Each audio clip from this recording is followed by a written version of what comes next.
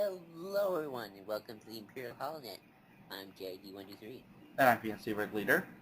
and today we are going to do a very special commentary on Star Wars Episode 1, The Phantom Menace. The So, best of all the Star Wars movies. yes it is. So, I think we should start first just by giving our pre-thoughts. Red Leader, do you want to start How off? about just childhood kind of feelings towards it and like, do you have any stuff? Yeah, for me, I remember watching this. I already saw the original trilogy first. I didn't go to the actual theater. I had a thing against theaters when I was younger. I remember watching this, ironically enough, having a broken leg for some reason, and just putting it on TV.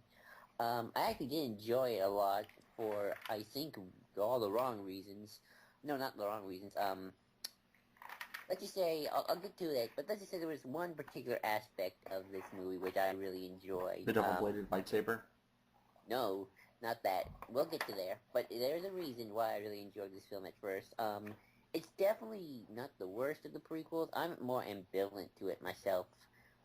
Nowadays, I'm kind of like, it's fine, it's well-paced, it's not slow, it's okay. Yeah, what's sad about this film is the one thing everyone agrees with on the prequels wasn't legal yet. What? Nothing. I didn't understand that. You'll get the joke when you think about it. Okay. Well, yeah, so, what are your rest of your thoughts? This film's okay. It's not that bad. It's not that great either in terms of Star Wars. That too, Natalie Portman. I don't know. I don't have any. I always liked Qui-Gon Jinn. I thought he was cool, and of course, Ewan McGregor. Oh yeah. But yeah, so the thing is that this film had a lot of hype for it, which we might think Episode 7 was close. I don't know, because we don't well, I mean, I don't have really any memories of this film ever since when it first came out, because, well, I couldn't. I didn't have any. I didn't really experience the hype, and I was around during that time. Well, I wasn't, so Oh, you're younger than by like a month, but like, but nevertheless, like, I have no idea. I mean, my sister was really into it, but the thing is, Episode 1, everyone was hyped for it. Everyone was, and I think that's why this film gets so much flack when it's not that bad. If this film had come out without anyone having expectations for it, it would probably be remembered as a pretty good Star Wars film, and it would be thought of as just another addition to the franchise. But the problem, and of course we'll get into this, but looking back on it, I don't know if this film was necessarily needed. Hello? Like, I don't know if this is where they should have started the prequel trilogy.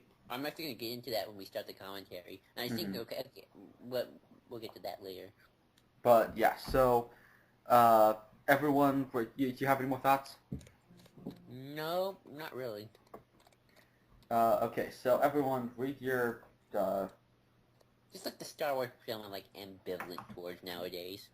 so, It's fun because everyone says the worst, but I think it's the mess. Meh. yeah, this is really, well, for me, it's not even, it's more, I'm so undecided, because on some things I really like about this film, and there's some things that I really hate. And it's so hard to think of. Like, with Episode 2, it's just so, that's a film that's meh. Like, I have no thoughts on that film. Like, so, well, we'll get to that. I don't know. I might fall asleep halfway through that movie. Depending if it's late, I don't know. Maybe I will too. That'd be odd commentary. But anyway, Like, it's just snoring the entire time, and it's like, and it's still better than the dialogue. Anyway, let's get to the movie itself. Okay, so read yourselves up to timestamp 0, right to the 20th Century Fox logo, which I miss so much. I'm in the darkness right now in terms of where I am in the... Yeah, so am I. Okay. Well, I mean, like, it will be right before that. So, press play right now. 20th Century Fox logo. I miss that. It was so weird not seeing it in Episode 7. And I feel bad that we're just going to talk about Episode 7. Well, this is interesting because I don't think many people have done a commentary. I don't think anyone has done a commentary on Episode 1 since Episode 7 came out. Oh, that's going to be... Oh, cool. We're the first, folks. Yeah. Okay, so Okay, which one? so I want to talk to you about something my friend brought up at school, and we were talking about Star Wars, and he's pretty much said, I think it was him. I think that's what we were talking about, and this also was reinforced by Oh, someone else. I think I was too early. Everyone, Uh-oh, hold on. Did stop. you have the blue screen? No. Oh, then I am off. Hold on. Uh-oh, should I rewind? Oh, Yeah, cool. everyone, rewind to opening logos. Sorry, I'm not good with it. Okay, now I see the timestamp because it's Blu-ray and it actually shows it. I'm at I'm timestamp 0. pretty So evil. everyone, go back. I'm sorry, I'm not a good editor, so I'm not going to edit this. But well, I will. Well, I won't edit it. I will just This put the image on it for the entire time. Uh, but this yeah, which actually commentary is this going time we don't have to put the HoloNet image. We can put the poster because this is one damn good poster. Uh, this commentary is already going well, isn't it? I know. That's what I was worried about. But yeah, I should have known because it said 2 of 2. It's 1 of 2 scenes. But I was like, nah. Maybe it's one going on to 10. Okay, so everyone rig yourselves up to timestamp 0. Once again, not the logos. Timestamp 0. Some of you probably messed up on that because I I have didn't. the DVD, so you're using the Blu-ray. Yes, which, yay, this is the first time I've ever watched this on Blu-ray. I've owned Blu-ray, never watched any of the films other than 5 and 4 on it.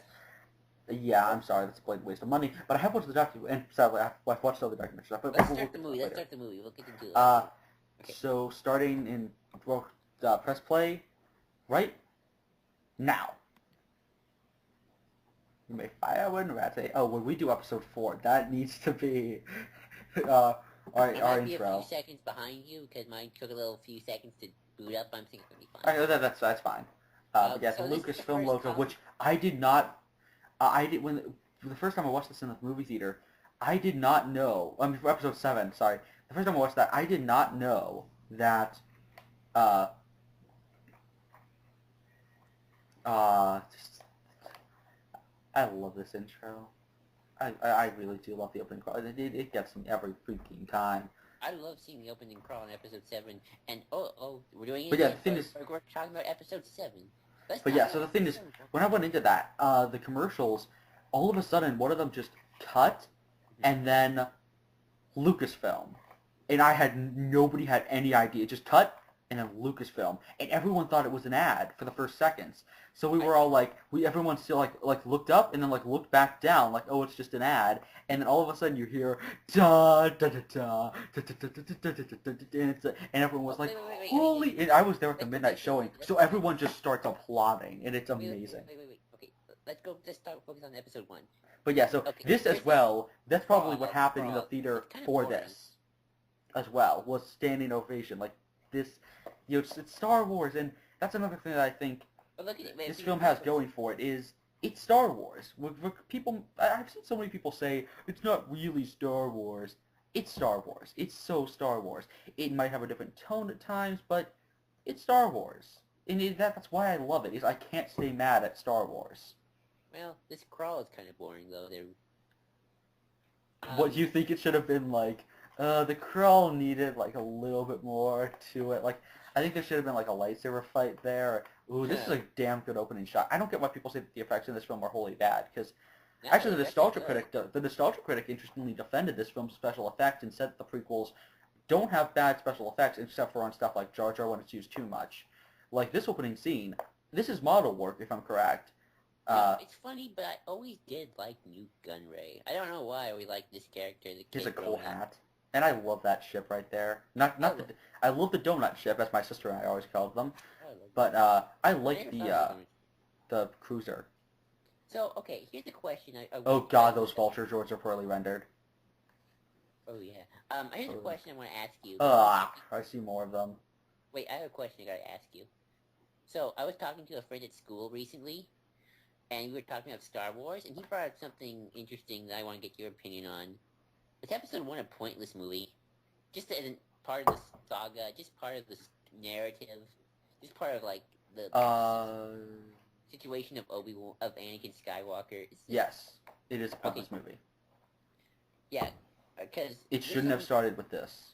Oh no, Like, I've been talking to friends who, like, want to rewrite the prequels just, like, for fun, like a fanfic idea kind of thing. Not If in, anything, like... this should have been a spin-off film set. They should have done episode 1, this should have been a spin-off film. Well, this should have been a prequel to the trilogy.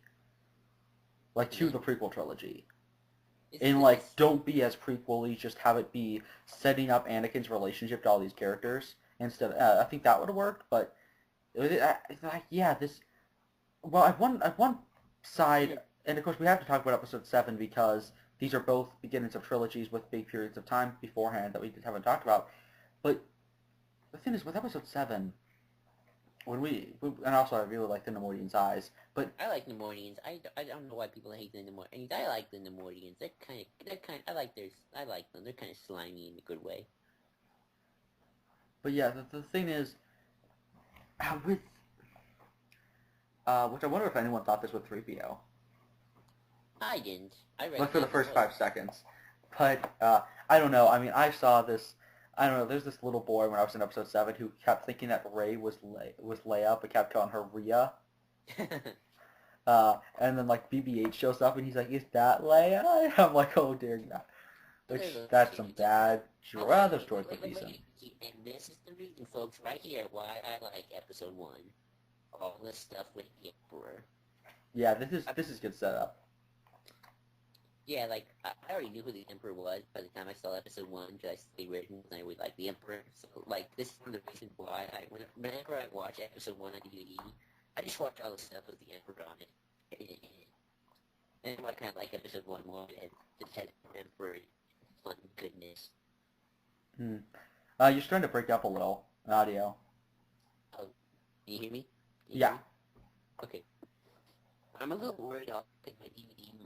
Oh wait, it's still back. Which these poor guys get blown up. Except I think one of those was a girl. But yeah, they get explodified. But yeah, that shot of the gas was the only shot in the entire movie that did not have any blue screen. Oh really? I'm not kidding. Which of course most of that was just like lights. Which oh god, that droid right there was really poorly CG'd. This right here, I mean these are actual droids. These are actual props I think right here, but a few of these shots are really bad.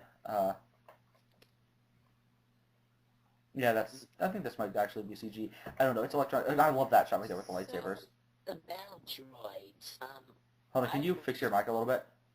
I don't have a mic. This is my computer mic. Oh, so it's not plugged in.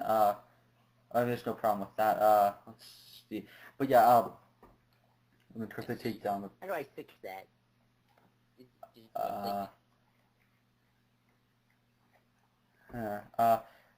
Also, Droidicas. Yay, the Droidicas with a very confusing name because I don't know why they call them destroyers.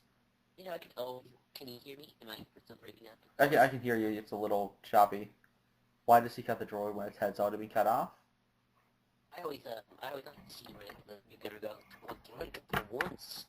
The guy goes, monster bodies. Oh, I'm done. Oh, I feel bad doing the accent. It's probably racist.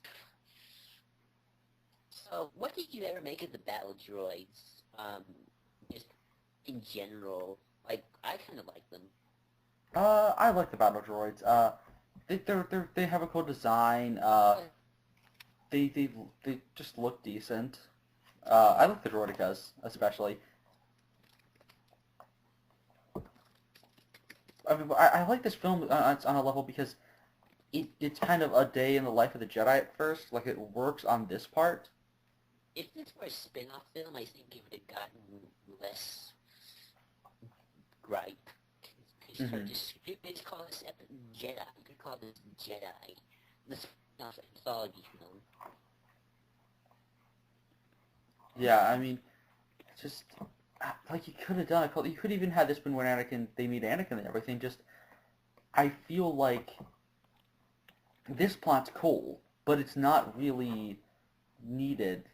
Like, I like the fact that this is a world building thing, but then just make it a world building thing. It's like the reverse problem of Episode 7, where Episode 7 goes the opposite.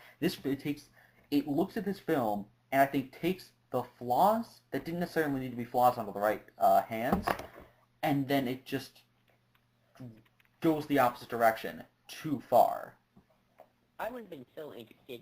Did you hear a while back that Ron Howard was asked to direct this. Episode 1? Yeah. Oh, wow. I would have been interested to see what, like, I'm so curious. This has always been something I've wanted to talk about with people. If you took George's script, but just gave a different director, what would have happened? Like, you didn't get cast into right, but you kept... Cast who? If you got a different director, kept George's scripts. I don't know. There's a lot of easy answers for that. I think it's not even necessarily as much that George's direction was. Oh God, you can see the mask like bubbling as he talks. Oh God, that shot is beautiful. That's one thing I will say about Naboo. This is, in fact, we just did a video on how Naboo looks, and holy shit, is that we just did a video on not on Naboo, but we talked about our favorite planets, which might be uploaded before or after this. I don't know, but that's we talked about how great Naboo looks, and yeah, Naboo is really great. Got my mic sound now. Sound better? It's still pretty low. Can you go into like settings on your Oh, the connection between us is slow. It says. I wonder why. Huh. It's not testing. Maybe because I plugged and then unplugged the computer. But yeah. I really like just the fact that we get to see a lot of ships in this movie. Though that looks badly CG'd. But like we get a planet with an actual diverse biome. That's cool. Though it doesn't. It's not really that diverse. Well, it has 2 biomes, I guess. And then in episode 2, it gets a 3rd one, which is the Highlands. But or the whatever you call them. And then there's the steppes, and then there's these things. Like I like the fact that you get to see a lot of these tanks and stuff like that. And there's a range to this military. Okay. Like they give the threat kind of has a, I don't know, and it feels like it's established already, like ahead of time. Like this is part of a world that exists and it's larger, which is something you kind of get with episode 4, but with 4 I don't. The greatest character in all Star Wars history. Come on, right up. Oh God, let him die, let him die, let him die, let him die, let him die, let him die, let him die, let him die. No, Qui-Gon, don't. Well, okay, it's an accident, okay? It is an accident. He told him to get down, but Qui-Gon didn't mean to save him. He just saved the person who's going to destroy the galaxy. Yep. Oh, I love that whole Jar Jar Sith Lord. Are you brainless? Yes, he is. The ability to speak does not make him intelligent. Qui-Gon. Okay, actually, people always say Qui-Gon's a bad Jedi. I like Qui-Gon. Yeah, I like Qui-Gon too. But it's Jar Jar. Oh, okay, enough with Jar Jar. There's more reasons to you like Jar Jar. I didn't like Jar Jar that much. I didn't think he was that bad. He's so badly CG'd. But yeah, I don't think Jar Jar's like pure horribleness. Did you speak? What the hell even is? It's so weird to watch this with subtitles because it just shows Lincoln City. Which I wonder what Jar Jar's screw up was. Probably existing. But yeah, just this character's so bad. It's like this movie was going so well, and then he shows up. I don't know. I've never been on Jar Jar hate train like some people. I don't hate him too much.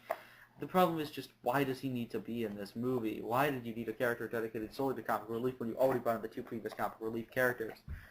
The kid, I never thought of that either.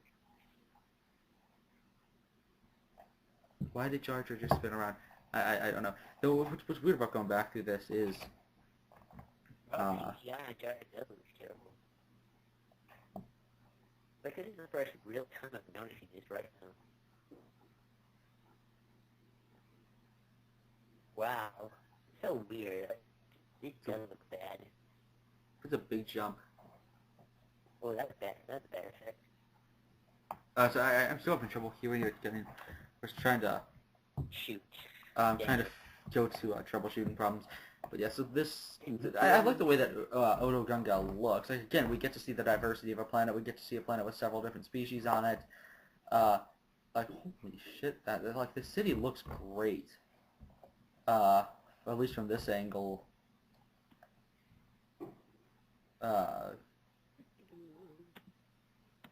And the music here is good, and like I like seeing how these this planet's fish. Like I like the fact that Naboo actually feels like a planet that you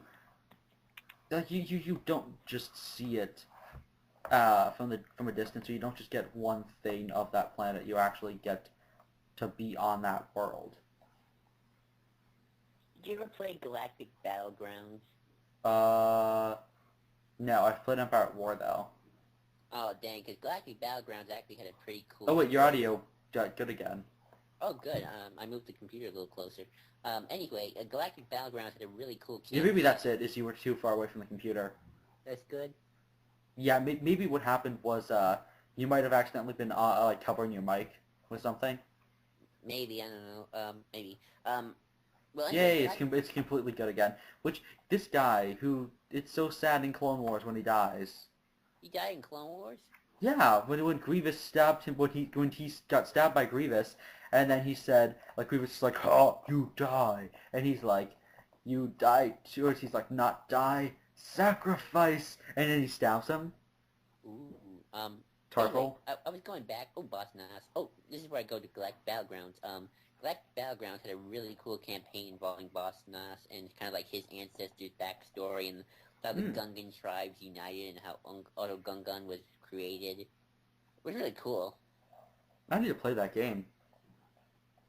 Yeah, that was a fun game. It had cool stories. Yeah, so here's Doctor Who alum. Oh, really? Yeah, Boss Nass is Brian Blessed. Who's Brian Blessed? You don't know Brian Blessed? No, who's that? No Nick Briggs. No David Tennant. He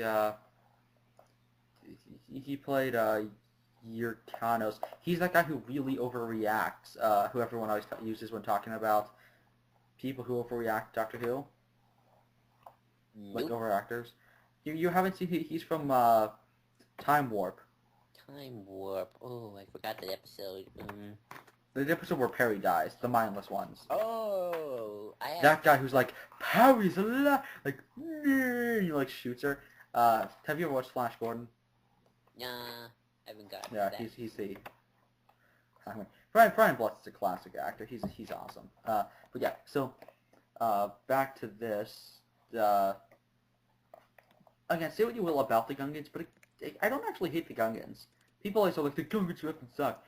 I think the Gungans are cool, and I think their culture is actually pretty decent in the EU. In fact, they're freaking awesome in what do you call it? Also, how does Qui-Gon know all about their gods and stuff like that?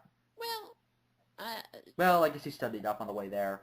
Because Naboo is actually quite far away from Coruscant. It's like a it's like a week-long flight, even in hyperspace. Okay.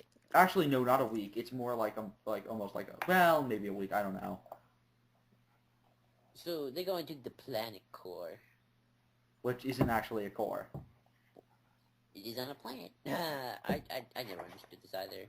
I always thought of it as it's just the name they gave it because of their culture or something, like what anciently, because people are like, oh, that's so stupid, and I'm like, guys, they clearly are very traditional with their beliefs and stuff like that, and like, or they mention like their, shot. I'm noticing like for the first time some of these bad CGI shots. Yeah. Which is Jar Jar looks really, oh god, Jar Jar looks shitty in that moment. I mean, well, I like the ship though, the, it's a cool ship. Something, which this is awesome. I love the fish in this movie.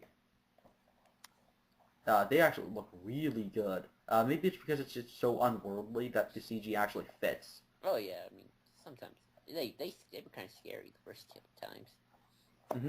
And I love the giant thing with the like the it's always a bigger fish. That's a good Uh, line. I wish they did. uh, I love Qui-Gon's like, really? Like this thing? Well, the thing is, this scene would have been fine if Jar Jar wasn't here to be like, oh no, big blubberfish. I'm like, ugh. You know what's sad though? I remember almost a lot of Jar Jar's lines. I love this giant thing that just comes out The of nowhere. Godzilla Like, thing. this is a cool looking alien. Oh god, that was badly CG'd, but this looks like a cool. This is a cool looking alien. I always thought it looked like Godzilla. Oh yeah, that's what I always thought. I think it's a reference to Godzilla. Really when he stands up straight. Yeah, I'm just waiting for him to like shoot Fire. I know. lightning It's fire out of impressive. his mouth. It's impressive. It's impressive. Oh, and of course, back to our favorite characters. I always loved these scenes when I was watching episode 1. Sidious and the Nemoidians. It's always the best stuff. What do they call him? I keep forgetting. What? What do they call him? Sidious. They call him Lord. They call him Sidious in this movie? Yeah, he always says Lord. He's the first episode during the. He said, he goes, "This directing I will contact Lord Sidious." Oh, okay. I was confused on that because I thought it would be more of a... Well, no, it's the fact that he's Palpatine is a reveal. I keep forgetting that. So I guess from right off the get-go, everyone knew that was Sidious. That's cool.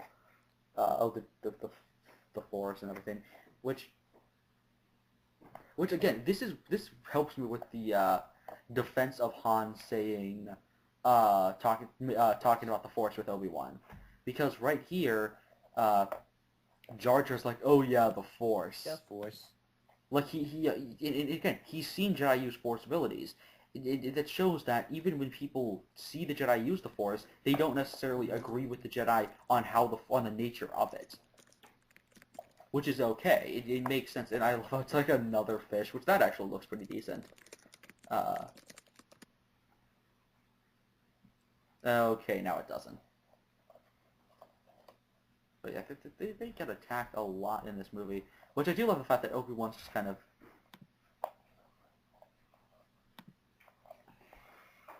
I mean, I love Obi-Wan in this movie, but I don't know.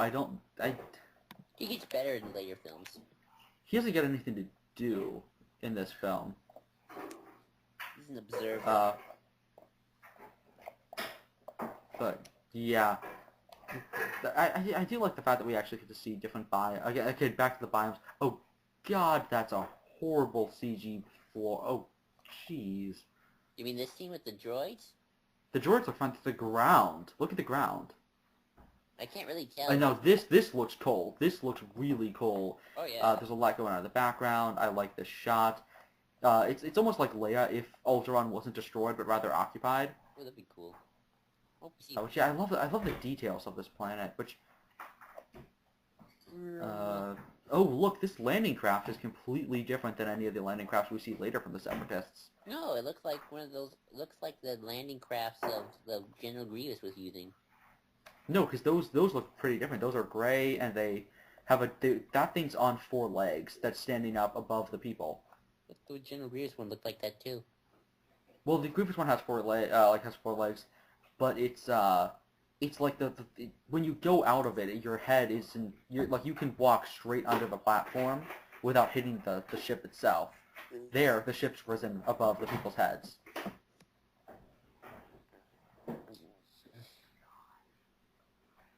Then the Naboo thing, which I like Naboo, but I feel like it gets pretty dull at this point. With the droids, well, it's not dull as much as it's... No, it's dull. It's dull. I mean, I like the fact that like we get to see like the statues of their gods and stuff like that. Like we get to actually see a culture fleshed out. Again, Naboo looks amazing, but sorry, silence. Let's see. Oh, I actually like a lot of the stuff that happens on Naboo. I think this is like the best stuff for me. Like anything on Naboo, I like. Yeah, and getting to see a planet's actual military force and stuff like that's cool. And Jar Jar. Again, good scene, ruined by Jar Jar. I don't know, when I was young, I kind of just ignored Jar Jar. Oh, wait. There's a droid does The Simpsons. Doe. Wait, here we go. Doe. That was weird.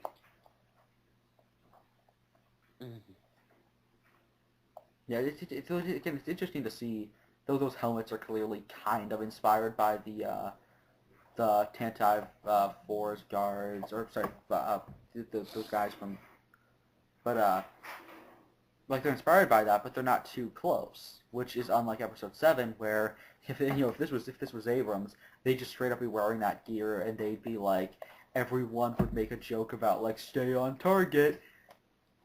I actually would like to see those uniforms come back. Those were cool. But not Yeah, they're good. the I really like these though, which is one of the reasons I love it when Clone Wars goes back to Naboo, because again, I love how we get to see a planet's government and a planet's like actual military on its own. Oh my god, Jar Jar's just freeze framed for a few seconds, like he was just looking in the same direction up. He's like a dog. He's just like looking off in the distance. Why is he What? even here? Like, I feel like it's odd. People should be questioning, why is this person here? Yeah, they should have just let him get taken by the droids and put him in an internment camp. Then he'd come back with powers and be Magneto. Like that's what's gonna end up happening is Magneto Origins Naboo edition. Ooh, that'd be cool. You see, But the reason why I'm ambivalent towards episode 1 is because already I feel like the pacing's pretty good. Like we're moving the story along. Oh, and I love Obi-Wan here, where he's like, I'll deal with that. But yeah, again, Obi-Wan, I never realized he's not really. Obi-Wan. Yeah, he doesn't get to. Well, he's Episode 4 Obi-Wan, but he's not Obi-Wan. Well, because their Obi-Wan's kind of not bland, but like Alec Guinness adds to that character in ways that the script and everything doesn't. Well, that's what happens when you have a good actor. Yeah. Though again, McGregor does the exact same thing. But again, by Episode 2, I think George actually does a good job of writing a consistent characterization for Obi-Wan.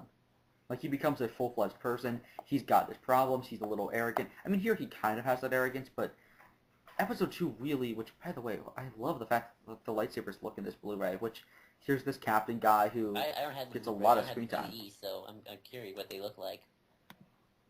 They look amazing. I love Obi-Wan's act. I do like Obi-Wan. He's being mean to Jar Jar.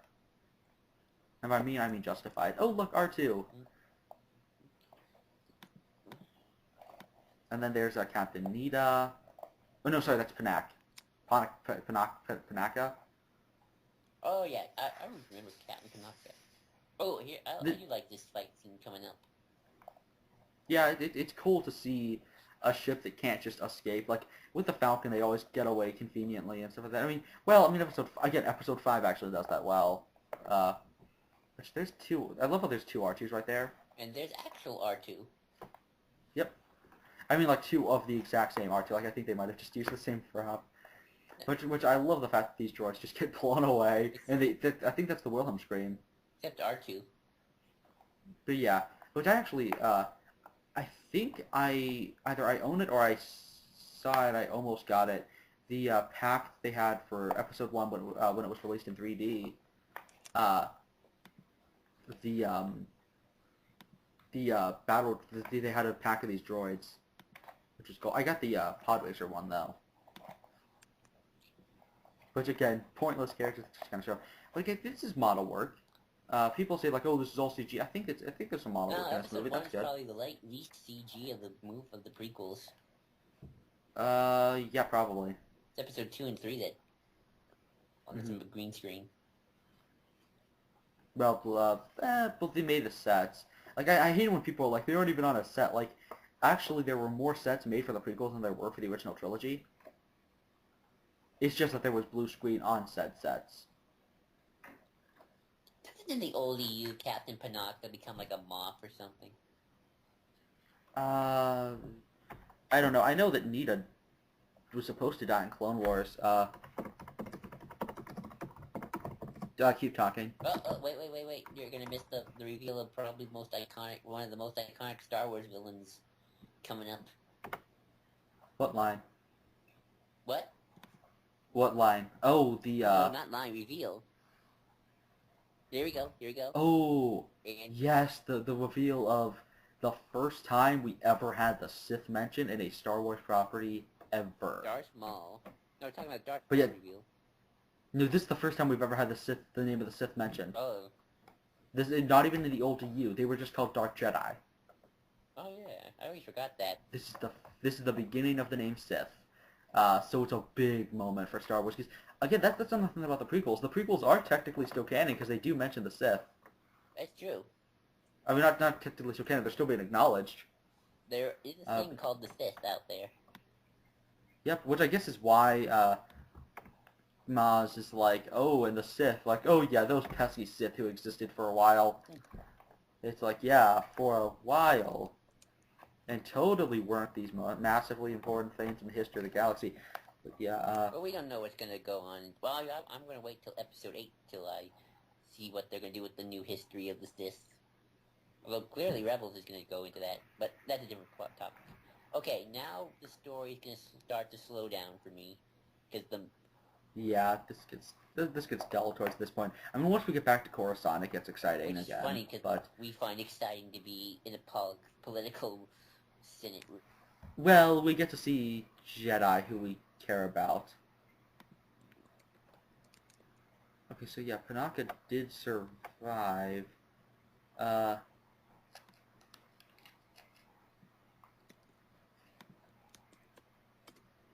keep No, talking. I heard he kind of became. Well, he I heard he voted against the Military Creation Act. Oh no, to protect her when she voted against the Military Creation Act. Typho. Oh yeah, he sent. Sorry, it was his nephew Typho. Oh boy, Tatooine, here we go. This is where the movie dulled down for me. Like, this whole section in Tatooine bores me. I get bored. Is this even the second act? Oh, I guess this is the second act begins really early in this movie. It's Never realized that. I guess so, if you want to consider all of Tatooine just the second act. I guess it is. Yeah, which I like the fact that we actually get to see the hyperdrive. Oh, yeah. I always found that cool. I remember getting the Lego hyperdrive in the Lego Phantom Menace for some reason. That's what I was just about to say. If that's the reason I remember this, is because they put the piece in, it doesn't work, and then they just hit it, and like, look, it works. Which Obi-Wan gets written out of the part where he should have been important. Yeah. Because I don't like when he gets introduced to Anakin. It's just like, oh, here's this very important character in your life, and I'm like, no, it shouldn't have been like that. Also, why would you, even if she's undercover, why would you take the Queen out of the ship? Yeah. You know what? And the chief of security away? Boy, this show. Boy, when you start poking around this movie, it falls apart very quickly, doesn't it? Like, boy, Jar Jar here. Yeah. Like, if they switched out Jar Jar with Obi-Wan, then everything would have made more sense. I just don't like the fact that Anakin and Obi-Wan, like, it's just kind of like, oh, and I'm gonna train you now. Like, it doesn't have that same weight as just in episode 2. Like, you actually feel like they bonded and stuff like that. And I feel like you feel almost as if George thought we wanted to have Qui-Gon teach Anakin, but then he remembered, oh wait, it's Obi-Wan. I gotta kill off Qui-Gon now. Yeah, like he's just like last minute, just like let's kill off Qui-Gon. Like have him get stabbed. Qui-Gon was the first time I've ever seen Liam Neeson in anything. So every time I see Liam Neeson now, I go, oh look, it's Qui-Gon. So like. Same for me. I mean, my sister had loved Liam Neeson and loved Qui-Gon and didn't put the two together. Oh, that's cool. Oh god, that dude back looks horrible. Like, it took forever. She was always like, oh, Liam Neeson's amazing. Oh god, Watto. Watto, a character who I loved as a kid, still kind of like, he's still fun. He should have been in Clone Wars, but he's like proto-Hondo. I just realized that. Everyone says Watto's racist, and maybe they're right, I don't know. But I kind of liked Watto. I don't know why I like Watto. He was in the Phineas and Ferb Star Wars parody. Yeah, really? they showed Watto, and they even did the full-on accent. They were like, "Hey, Phineas and Ferb, you know, what are you guys doing?" I can't do the accent. I can't even do Hondo's accent either. I just realized, yeah, it was Panaka who informed Palpatine that Padme and Anakin were married, so it's Panaka's fault. That actually, yeah, what? Which I understand. Oh God, that line. And you know what's weird? Oh God. And here it is, the most horrible freaking line in the entire Iego, which actually comes back, and I like how we meet the Angels of Iego in Clone Wars, where Anakin's just like, I told you there were. And Obi-Wan's just like, not this. Like, yeah, oh wow, you were right? I love that moment. And yeah, so here's the beginning of the Really, this is our introduction to Anakin Skywalker. This is our introduction to Darth Vader. We really should have been introduced to him for the first time when he was, yeah, in episode 2. And actually, I think that would have been just a better way to introduce him. He's just a person who became a Jedi and was powerful and stuff like that. He got manipulated by the dark side, and he's Obi-Wan, or his Obi-Wan is master. His master is Obi-Wan, and also that's the nose. That's the eye. It's not the nose, Anakin. That's the eye. Which also, yes, laugh as Jar Jar breaks your cover. Hit the nose. That's not the nose. That's an eye. What do you think of the whole... Oh, look here. Here is one of the pods from 2001: A Space Odyssey. Briefly, you can actually see the T-1000 or T-9000 from Terminator. Oh, cool. Like you watch closely. There's one of the pods from Space Odyssey. There's a lot of sci-fi references here. Oh, I see it. Also, data credits. Never heard them refer to that as data credits anywhere else. So, here's a question. What do you make of the whole she's 13, he's 11 kind of romance? Like, I went to a big debate about that with some friends who actually defended that. It's 2 years. That's not really bad. Or 3 years. That's not really that bad. I mean, afterwards, it's what? He's 19. She's like 25. That's not really a problem. So, what would you think if we got Watto and Hondo in the same scene together? What would you want? Would you want to see that? The universe would implode from sheer awesomeness. That needs to happen. They need to do a Clone Wars ongoing. That'd be actually cool. Ugh. I hate that line. Like, it's too easy. Too easy to have these characters all meet. Like, why not just have it all be from episode 2? In fact, you could even have in episode 2, Anakin and Padme and everyone already know each other just from previous adventures. It could be like how we introduced Satine. You do what the original trilogy did. You break... I agree with Alec, our friend Alec, when he always says, you just should have started at the war. I think you should have started before the war. Introduce us to these characters before the war, because the importance of the war... You can't really show us the importance of that war before you show us something from beforehand. Also, I love the fact that Obi-Wan's like, just sell the Queen's Wardrobe. I don't know, I mean... It's like, these are important, like, historical things from Naboo's past. Sell them. I don't know, you mean you did. Noah Gong... What is he even saying? I'm looking at the subtitles, and I don't know what he's saying. He said... Also, wait for Quinlan but Voss's first appearance in a Star Wars thing ever. Yeah, I always forgot Quinlan Voss appeared in this thing. Again, one of the reasons I love the EU so much.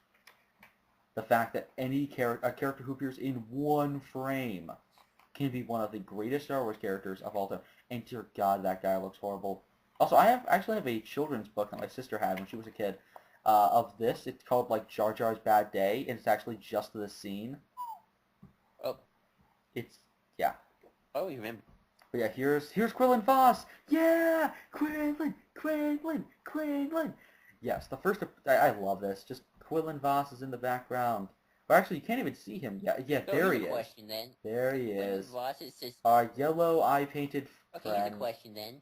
If Quinlan Voss is a Jedi, why isn't he helping out Qui-Gon? I forget. I think he was investigating something that was happening. I don't think he realized they were Jedi. Except he probably should have felt into the Force. I forget what happened. Qui-Gon recognize him? Yeah, I don't know. I'm gonna look that up, actually. Remember what? I always remember the line, you want a Wonga. I don't know, I like that line. It seems funny. Like, I feel like I should make a joke out of that one day. You want a Wonga? No, I don't know. I do not want a Wonga. I don't know what that even is. You don't like the Wonga? I love the fact that Obi-Wan's just sitting out on the stand. Like, why are you out there? Oh, I guess he's telling out the sandstorm. Why is he so far away from it? Like, you're 5 feet away. I love it. From home. You're literally on the lawn, essentially. There's 37 minutes in. I'm checking the time stamps. Ooh, just found a really cool quote by Quinlan Voss. I'm not part of the dark. I'm simply deeper in the shadows. I love Quinlan Voss. I don't know why I like this old... Okay, here it is. As a youngling, he trained... trying to find... Yeah, he and Obi-Wan, like, trained together. And why was he on Tatooine? And why? Uh, What? a year after. Okay, hold on. 32 BBY. Uh, Voss was on Tatooine on an undercover mission at the same time as Qui-Gon Jinn, and found himself temporarily stranded there. Sakura, who was don't forget his apprentice is Ayla Oh Sakura. yeah. Sakura, who was working with Voss on He's Tatooine, Skywalker, later folks. turned yep. Later told. Oh, he actually says. Uh, later told the council that she and Voss heard about his death just before they left. Uh, she reported that Voss regretted not revealing himself or contacting him, that if he was aware of Jin's plight, he would have undoubtedly aided him in reaching in Coruscant. Mm. That's really sad, because the thing is, he was very close with Obi-Wan and very close with Qui-Gon. It's that's really sad that Here he comes. was there, and then he was like, oh well, I'm undercover so I can't help, and then his friends die because of it. That's And depressing. now we find out. Okay, which actually I just remembered that's a part of why he starts to turn to the dark side in the comics, is because he feels so responsible for so many things happening over the years. Maybe Anakin wouldn't have fallen to the dark side if he hadn't screwed up, and if Qui-Gon had still been alive. He kind of blames himself for a lot of things, and it's really sad. And now we find out that Anakin is C-3PO's father. Which I actually like because of the line because of a short, like 2-second thing, backup feature in a comic that came with action figures. Well, it was a comic that was also released later with action figures. Comic, actually. Yeah, with the with Vader finding the 3PO head and saying destroy it.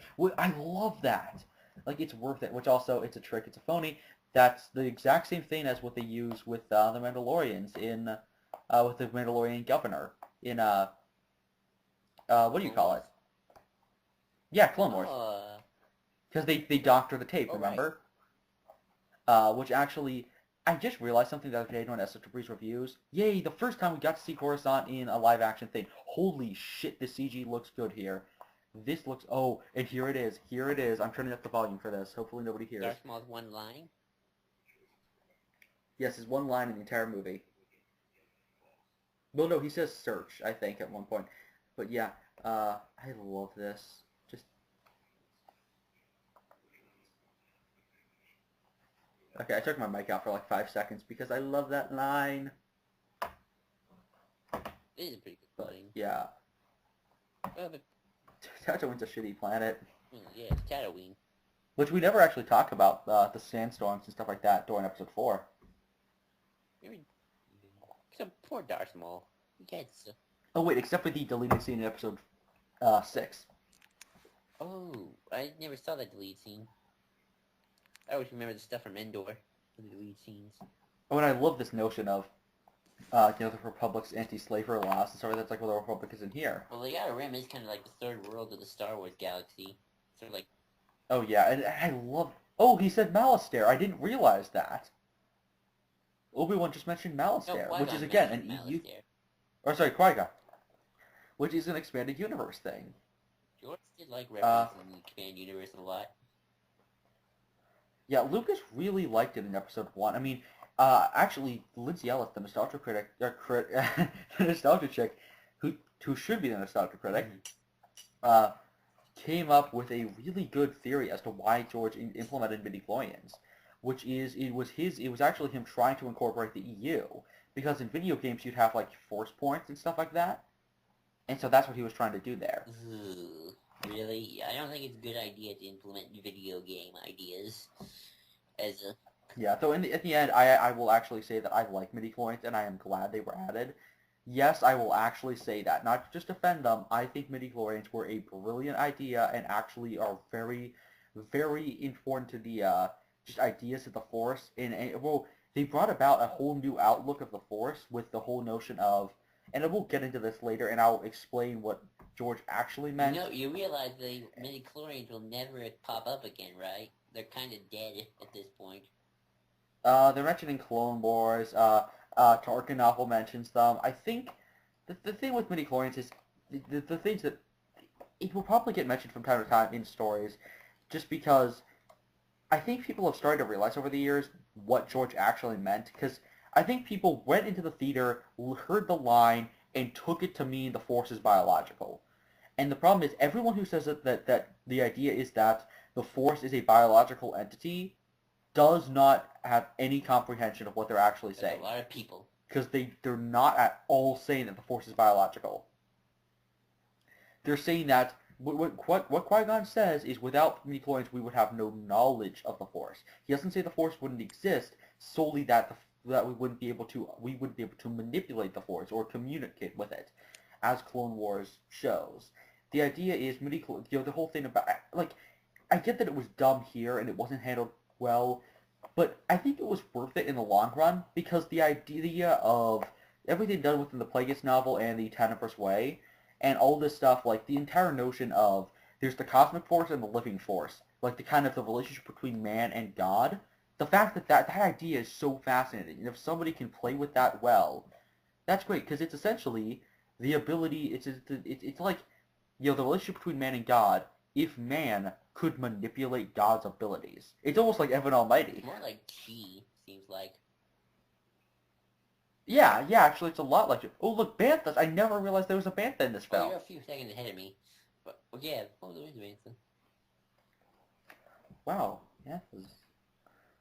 I love that Padme is the one who's like, we should not approve of this, child. And then it's like as time goes on, she's like, Anakin would never slaughter children. And then it's like, she has so little faith. And then when she should have no faith in him, she has faith in him. Oh, tell me. It's like, you're insane. So the pod racing stuff is. Poor. Let me backtrack a bit. I feel sorry for Oh, I'm blanking on Anakin's actor's name. Jake Lord? Jake Lord. Have you heard about the story about him? Have What? you heard the stories about him? What stories? He's getting in a lot of trouble. He hates Star Wars now. He kind of got into troubled life as an adult. I never heard of that. Oh yeah. I've seen interviews with him where he seems not at all angry. Really? Because I've been hearing some stuff recently that is not good. Probably recent. Which is funny, though, because Hayden Christensen has recently been in... did you watch Cap's commentary on episode 3? Yes, I have. I was blown away by just how awesome Hayden Christensen is. Oh, I'm sure he's a nice guy. That whole thing of how he said that he hasn't been getting a lot of roles, and how he loves that, because it means that he has to work harder like everyone else. And I just love that about Hayden. Hayden Christensen is like the nicest guy. Oh. Same as the kid who played Boba Fett in episode 2. I'm glad they brought him back to Clone Wars. Yeah, he... Logan something, or something Logan, I forget his name. He... what was I saying? Like, he had never watched a Star Wars film. Now he goes to, like, every con. He's a really big Star Wars fan. He's awesome. He's really nice. That's like the opposite of Natalie Portman. I heard she wasn't very nice in the set. Yeah. Yeah. I mean, she said before, like, oh, Star Wars... I think she said Star Wars almost killed my career. And it's like... Bitch, you... Okay, that was mean. But you picked Thor as well. Like, don't say, oh, that's such a bad movie. Like, Thor also is a crappy movie. Like, you've never been... Well, the first Thor. He knows nothing of greed. It's like... oh, dear God. Like, I'm just having flashbacks to the final issue of Vader, Volume 1, where he says, and I quote, he will be mine, it will all be mine. Oh, yes. That is not greedy at all. I feel like I love that moment, though. Nostalgic critic right now, we should be shouting, I am Jesus, I am Jesus. Like the Man of Steel review. When was that from? What? When was that from? That's from Man of Steel, his Man of Steel review. Oh, yeah, the Man of Steel. That was great. Which, this actually, again, this is why I'm okay with midi-chlorians, because they make this fascinating. The notion of Tenebrous actually... listen to Evan Nova's thing of the Tenebrous Way, because what we end up finding out is Tenebrous kind of groomed Plagueis so that he would kill Tenebrous, and then Tenebrous would create these things called maxi-chlorians that would go into Plagueis' bloodstream And then when the chosen one of the prophecy, which I love how he mentions that there are 12 iterations of the prophecy, and that four of them state that the chosen one will bring balance to the force, and so or by falling to the dark or something. And so what Tenebris did was his idea was he would become the midi-chlorians, like he would put himself within Plagueis, and that Plagueis would then bring about the chosen one, and then Tenebris would take over the chosen one's body, making himself the chosen one. Really? And of course, that all ended up poorly. And so when he realized that Plagueis would die too early and would be deceived by his apprentice, his reaction. Oh, this is so stupid, Jar Jar. I'm talking like really fascinating ideas while Jar Jar's tongue is like that. It's like, and just how does he even get his hand stuck in there? I don't know. I've actually gotten my hands stuck in stuff too, so I can't complain. Ooh, you think so? That's a deal. Oh, and did you catch Greedo's Oh yeah, cameo? yeah. I know about Greedo's whole cameo. The big debate of is it Greedo's dad or is it Greedo himself? I think it's Greedo. I like the idea that it's Greedo's dad, but in the new canon, it has to be Greedo himself. Especially because Clone Wars. Right. But I prefer the original story of Greedo's origins from Tales of the Bounty Hunters. I would have loved it if Anakin accidentally sped ahead and killed Padme. It's like, oh, No, it's also Anakin's friend here who never comes back in any story ever. Yeah. Like, why did he? Which I wonder if they made Pod Racer toys. They did. They had to have obviously, but I've never seen them. Pod Racer game. Oh, I played that. Well, I played that once at the hospital when waiting to get my tonsils removed, but that was the only time. Sadly, I know there's like Bombad Racing, which is a shitty sequel, but yes, here is the beginning of the.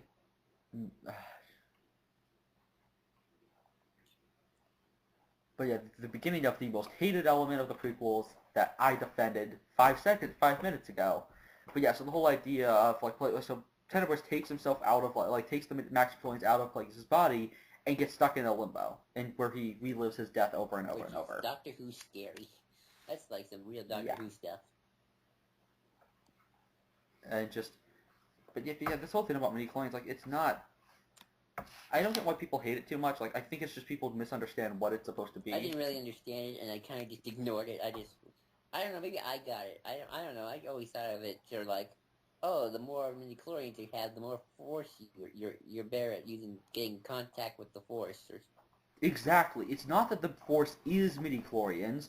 It's just that it's able to, I think people just misunderstand what it is, and I think it's like, people watch, I mean, a lot of people I know who hate on this movie constantly will admit that they've only watched it once, which was in theaters. And I'm like, you have a right to hate the movie, but you have no right to constantly, I actually have a figure of this, the Interceptor. I love Darth Maul's ship. Actually, I've seen Menance more than once. I've seen it actually a couple times in my life. Exactly. But the thing is, people who like hate on it constantly, who have only seen it once, it's like, you have the right to dislike the film, you have the right to have criticisms, but the problem is, you have no right to like criticize something if you can't actually articulate it, if your problems with it don't actually exist. Like it's like saying Darth Maul sucks because I hate blue aliens. He's a red alien. Exactly. Like it's okay to have a problem with how it's handled, but you have to know how it's handled to actually complain about it. Like you can't complain about said handling if you don't know how it actually was handled. Which I love how it's like, oh god, that's badly CG'd. But I do like the fact that he just sends out droids. Like that's what's great about Maul is he's a tracker. He's not somebody. I was so happy when they brought him. Oh look, another Bantha. I was so happy when they brought Maul back in Clone Wars. Oh look, another Bantha. You're just gonna count all the Banthas, aren't you? I love Banthas, and there was one due back earlier. But yeah, here's the thing. Like so far in this movie, we haven't actually seen a Return of the Alien, so I guess it is somewhat okay with Episode 7. But no, there's a Nikto. There's a Nikto. So. In the background. Actually, there's two Niktos, and there's a Twi'lek. Okay, nope. Never mind. I was just about to be nice to Episode 7. I'm gonna bring the hammer down. Do you want me to put the hammer down? Well, to be fair, I don't have any complaints about Episode 7, though, as I probably would Episode 1. This movie actually feels like it takes place in the Star Wars. Oh, and we get Hutts. This film looks like it feels like, hey, look, two Twi'leks. And I think that might be an Octopus in the background. This film feels like it actually takes place in the Star Wars universe. It implements Toydarians, Nemoidians, and Dugs for the first time, but it still has original. It has classic species, and this is in a place in the Star Wars universe that yes, we've been to this planet before, so it makes sense, I guess. But nevertheless, we get to. It feels like it takes place in the same universe. I feel like with Episode 7, I know this is the problem with Episode 7. I keep saying, but again, this was the beginning of a trilogy. That was the beginning of a trilogy. It kind of needs to be talked about. You need to make it feel as if it's the same world with new faces and new aliens. Like we're seeing more of the world we've already seen. Episode 7 feels like we're seeing the same characters that we've seen before in a new world. I don't get the feeling like it's the exact same. I get that that's not completely true. When we do that commentary, which we need to do that like the night that film comes out on DVD. Sure. We can do that. Are we gonna bring somebody in, like a third person? Yeah, we should probably bring in Johnny since he has a lot of problems with that I film. don't know. I don't think I can handle that. I love episode Well, he 7. doesn't dislike the film. It's just that he loves the prequels Oh, I more. can't say that. I would put episode 7 over the prequels any day. He put that film under all of the films except for 2. Nah, I couldn't. And he even said that he considered it kind of close. Like I'm not to make fun of Johnny, but it's like because I actually am interested in that. Like I really want to. Oh, and here's the beginning of Robot Chicken's greatest joke: Wizard. Oh, that's where Wizard comes That from. was I love. I wish that was Anakin's actual final words. That was pretty Wizard. Oh. I'm bringing it back. I love that moment. Also, I love Padme's face right there. Oh yeah, Star Wars transitions. I love those. And there's the droid. I love how you can see the droids. Like, you can see that droid there, but actually you can see other shots of these droids in the background. Right. Like when people are talking. In Battlefront before, I think. Oh yeah, they have really small ones that you can use to as the oh, what are they called? Which of this species? I think I have a figure of this guy. Horribly CG'd and nonsensical of a species. Also, my local comic book store has one of these giant things that are dragging pod racers, like the really tall necked ones. Hey, there's a dewback. Who's that guy? Cartoon man. There's another Nicto. But yeah, like, do you know those really tall looking, like those things with the big necks? Mm-hmm. My local comic book store actually had a figure of one of those that they had a few months ago, and nobody bought it, so they opened it up, and it's still for sale. They have a tag on it, but they opened it up and put it on their fridge. Right. So, back to... Oh, look, there's the beginning of a species, there's the Grand. Oh, look, there's a Quarren. I never realized how many, oh god, that's badly CG'd. Ooh, that does. But like the Quarrens are the Quarrens are actual practical effects. That thing looks badly CG'd. I have a figure of all of these pod racers, or half of them. Because of episode 1's figure line. So yeah, it's gonna be interesting when we get to the episode 7 commentary. I love that giant guy. Heated because I love episode 7 to death, and I would put it above prequels any day. I'd sell my prequels to get to episode 7. So it's gonna be very heated. I'm curious whose side you're gonna take. You like episode 7 probably more than Johnny does. I think we might like it equal. The thing is, to defend Johnny, I don't think it's that he dislikes episode 7. I think it's just he likes episode 7. It's just that he likes the prequels more. Talking about when he's not here. It's kind of bad. Yeah. So yeah, we will. If you're listening to this while we're talking to you, on tomorrow or Sunday. Sorry, Johnny. We make no assumptions. Well, Yeah, so dude, tomorrow, when you're listening to this, tell us you want to be on that thing. Which also, I love how Sebulba like just breaks that. Like, dude, really? What's with people hating on well, actually, Sebulba's just like Cap, because in Cap's commentary, he keeps talking about how he wants to see Anakin get hurt. I love how he's like, I just want to see him break an arm, and Dan's like, well, you see, guys, what Cap's trying to say is that he really enjoys seeing 10-year-old boys get hurt and cry, and then Cap's like, that's not, damn it, that's what I'm saying, isn't it? Which also, I think, awesome. Anakin's helmet looks familiar. I don't think it's that my sister or anyone had a toy of it. I think it might be a book or something with that. That is. Oh yeah, it's one of the visual guides where that's the image on it. It's that. But yeah, which you actually get to see Jabba the Hutt here, and a Nikto guard. And there's yeah, Big Fortuna. And there's his Jabba's mom, Tuba the Hutt. Jabba's mom in the background? Huh. Yes, she's in Clone Wars as well. I didn't know that. Didn't realize. Yes, you can see by the horrifying image of the Hutt autonomy. Anatomy. So yeah, the pod racing scene. This went on for a while. And it's funny, it's still going really fast though, considering. Which is this opening thing of introducing the pod racers. I think it's 3 or 4 minutes longer. Yes, there's deleted stuff. There's more pod racer stuff than you can see. Also, this is where I say that Star Wars had look, Star Wars has the iPads before Star Trek. Yes, I know that Next Gen came before this. However, Star Wars predicted, and I want to go on a rant here. Everyone always says that Star Trek predicted iPads and touchscreens. Fine, by like 2 years before Star Wars implemented the exact same thing, but Star Wars was more accurate. Because in the X-Wing books, we have data pads, which we've always had in Star Wars for a while, but in the X-Wing books, there's data pads and, what was I trying to think of? I really like these pod racers. They look really cool. But, with the data pad, somebody gets stuck, and so they're having to wait for evac, for like, they have to wait for like a few hours. And the character says, "Oh, don't worry, I'll just play games on my data pad." Like, he actually predicted, hey, look, Warwick Davis. So the Star Wars actually predicted Angry Birds. Oh, funny. A Candy Crush. Oh, that's hilarious. So, okay, here's something I want to talk to you about, since I think I probably won't have much to say on the pod race itself, except, pod racing. So, you bring up the expanded universe a lot, especially when you were talking about, like, the midi-chlorians and stuff.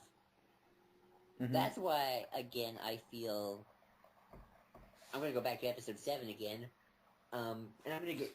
Oh, hang on, sorry. I'll be getting up. I was laying down. So I know I'm being a little... this is going to come to bite me back in the butt later. Because I do agree that in terms of the political and world-building stuff, you kind of do need a little bit of the EU to understand what's going on in episode 7 in terms of the Republic. But I feel with the prequels, you need the EU even more so... to just have a lot of this make sense. Especially with midi-chlorians and, like, certain characteristics. And, of course, to fill in those big gaps between episodes 1, 2, and 3. Well, 1 and 2. 1 and 2. I mean, to be fair, though, 2 and 3 kind of has a gap because you kind of miss all the cool... 3.5 years is Yeah, but all. you still miss a lot of the cool war stuff. Which is always the best, which I do love. Yeah. So, which is... But I actually do like the idea. Oh, there's Aurra Singh's first appearance in a Star Wars property. Yes, and if you don't read the EU, you just think she's this thing, but if you... I know Captain Logan really likes Aurra Singh. That was going to be his thing. Anyway, yeah, so that's what I was going on about. Like, I feel like the prequels... That's one of the big sufferings I feel of the prequels, is that they... Oh, this is the hardest part of the Lego game. This split. Oh, I forgot how the Lego game worked. I haven't played it in a while. Oh, it's so hard with the pod race. They actually with the collected edition, they had to change the pod race to make it easier. Oh, really? Same with the gunship one for episode 2. What was the gunship one? I can't... Oh, Oh, sand people. I always forget sand people just randomly show up. And yeah, they're just kind of random, but I like the fact that it still feels like... Well, Tatooine. Like, it would have been worse if this was straight up Mos Eisley, but it's not. It's Tatooine, and it's Tatooine. It makes sense. No, it's Mos Espa. Yeah, I forgot. Oh god, that's why he just blew up like a wall. Womp, womp. So yeah, I was going into my whole spiel about... I feel... I love the fact that he doesn't even die. He's just there. Oh, right. So anyway, like I was saying, I feel like I was going to my whole spiel about... I feel like that's one of the big sufferings of the prequels and why I put episode 7 above them. Is because I feel like they suffer too much from, you need... What's the word Captain Logan always uses? Is it subsidiary? No, not subsidiary. What are you talking about specifically? Oh, I'm just saying how I feel like one of the reasons the prequels suffer and why I put it above episode 7 is because you kind of almost need the expanded universe in order for it to make sense. Well, with episode 7, Supplementary material. supplementary material, yes, and I'm not saying episode 7 is completely void of that problem as well. I just feel like it's not. Episode 7 has it, in my opinion, more than this film does. I think the opposite. I can enjoy episode 7 alone without any of the substitute. I can enjoy it. I just feel like it needs a little bit more. I think that's why the prequels do have a large cult following, though. It's just because of the world building. But the thing is, with episode 1, it doesn't need the world building to make sense, because most of the additional material, like, there's no real plot holes in this movie that the EU fixes. Most of the, it's sometimes some problems here and there that get fixed by the EU. But the thing is, this film's issues aren't really plot holes and aren't really stuff not being explained. If anything, it's stuff being explained too much. With episode 1, it's more certain elements getting fixed as time goes on. However, with episode 7, it's that we have no idea what the hell certain elements even are. Well, to be fair, I think that's kind of the point. You kind of need a mystery to... I mean, we're still talking about it. Yeah, but there's a difference between a mystery and having no idea what the heck is going on in certain I situations. think I was able to get it when I first saw episode 7 by reading the crawl, but maybe because I read the supplementary material, I don't know. That's the thing. You read the supplementary material, I think, before a lot of people, including myself. But also, lucky throw, Sebulba. But, yeah, that's going to be interesting when we get to the episode 7 commentary and Johnny's there, because I disagree. I put episode... If he is there. We're just assuming. Oh, I feel bad. I'm sorry, Johnny. We keep bringing you up. But, yeah, well, who knows? Well, I mean, who knows? Maybe we'll have a debate when we do, if it's just the two of us. I'll side probably a lot more with him. I'd probably do the opposite, because I love episode 7 to death. Which is interesting, since I'm going to side very much against him on the EU, if we get Will. Wait. Oh, you talking about, like, post-Return of the Jedi stuff? Just the EU in general. But I thought you, Will, and Johnny were all on the same page. No, Johnny agrees with you. Oh, no, I thought that was Matt Sci-Fi Fan who agreed with me. No, because Johnny was there last week. Oh. He was on your side. Matt Sci-Fi wasn't there last week. This is not going to make sense to people who are watching this later. Sorry, we're being bad commentators. But that so are these two-headed guys, and this. It's not our fault that this is a very boring. Look, Sand people hate the Skywalkers all the time. Oh yeah. Also, I have one nitpick. I really don't like the fact that the Tusken Raiders are using blasters since they use slug throwers in the EU and in episode Didn't 4. they use blasters and other things though? No, they use slug throwers. I don't remember. Do you know what a slug thrower is, right? No. It's a gun. It's just a standard gun which shoots bullets. Okay. Like it's what we have. But yeah, like at least in episode 4, like I guess it makes sense that they might have. Well, maybe it's just that the bullets are heated. Like maybe it's something like that, or maybe it's just they're shooting them really fast, or. I mean, something. I do understand. This race is so long. Again, not only was there a bigger introduction, the race itself was longer. Right. Like dear God, I like this shit. I always liked this as a kid. Now looking back on it, I'm like Boring. I never liked it as a kid, though. I never liked it as a kid. I just found it boring. That's why I always skipped it. And oh dear God, that would break. That your ship would break. You wouldn't be able to control anything. Well, I guess he's making up for that. But just Anakin. This is not Anakin. I almost feel like this is an Anakin Skywalker. In this one, and I'm not the kind of person who says that prequel Anakin isn't really Anakin. I say prequel Anakin is Anakin. Episode 1 Anakin isn't. It's just kind of. It isn't completely, especially because they cut out the best deleted scene, which I should have talked about, which is Greedo is Jawas. I love the cameos here, but the thing is, what was I saying? Anakin's best scene is him beating up Greedo, and because Qui-Gon breaks up a fight between Anakin and Greedo.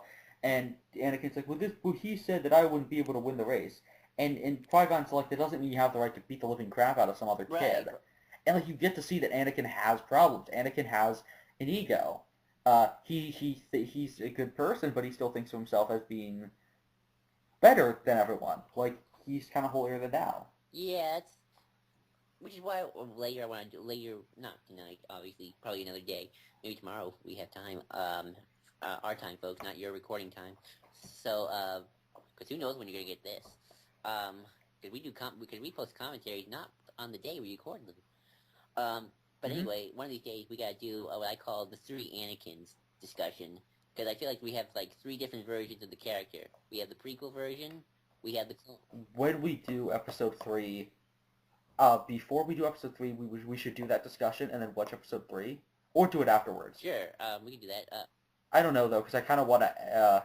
We Whatever. got, but we So have yes, prequel let's do that. Anakin, we have 2D Clone Wars Anakin, or what I call him, Psycho Anakin, and then we have 3D Clone Wars Anakin. Yeah. So I always kind of see why the prequels definitely have like a large cult following. I mean, I don't want to say it's cult following. I always say It's not a call. Fans. yes, fan. Well, I always feel like it depends on who you ask in terms of the fandom. Well, I feel like a lot of people who like the prequels aren't just prequel fans. They enjoy all Star Wars. Yeah. It's not like with the original trilogy where it's all or nothing, it's one fandom Well, sort of thing. you got people who enjoy all of Star Wars enjoy the original trilogy too. Well, yeah, I'm just talking about people who like the prequels at all. Oh, okay.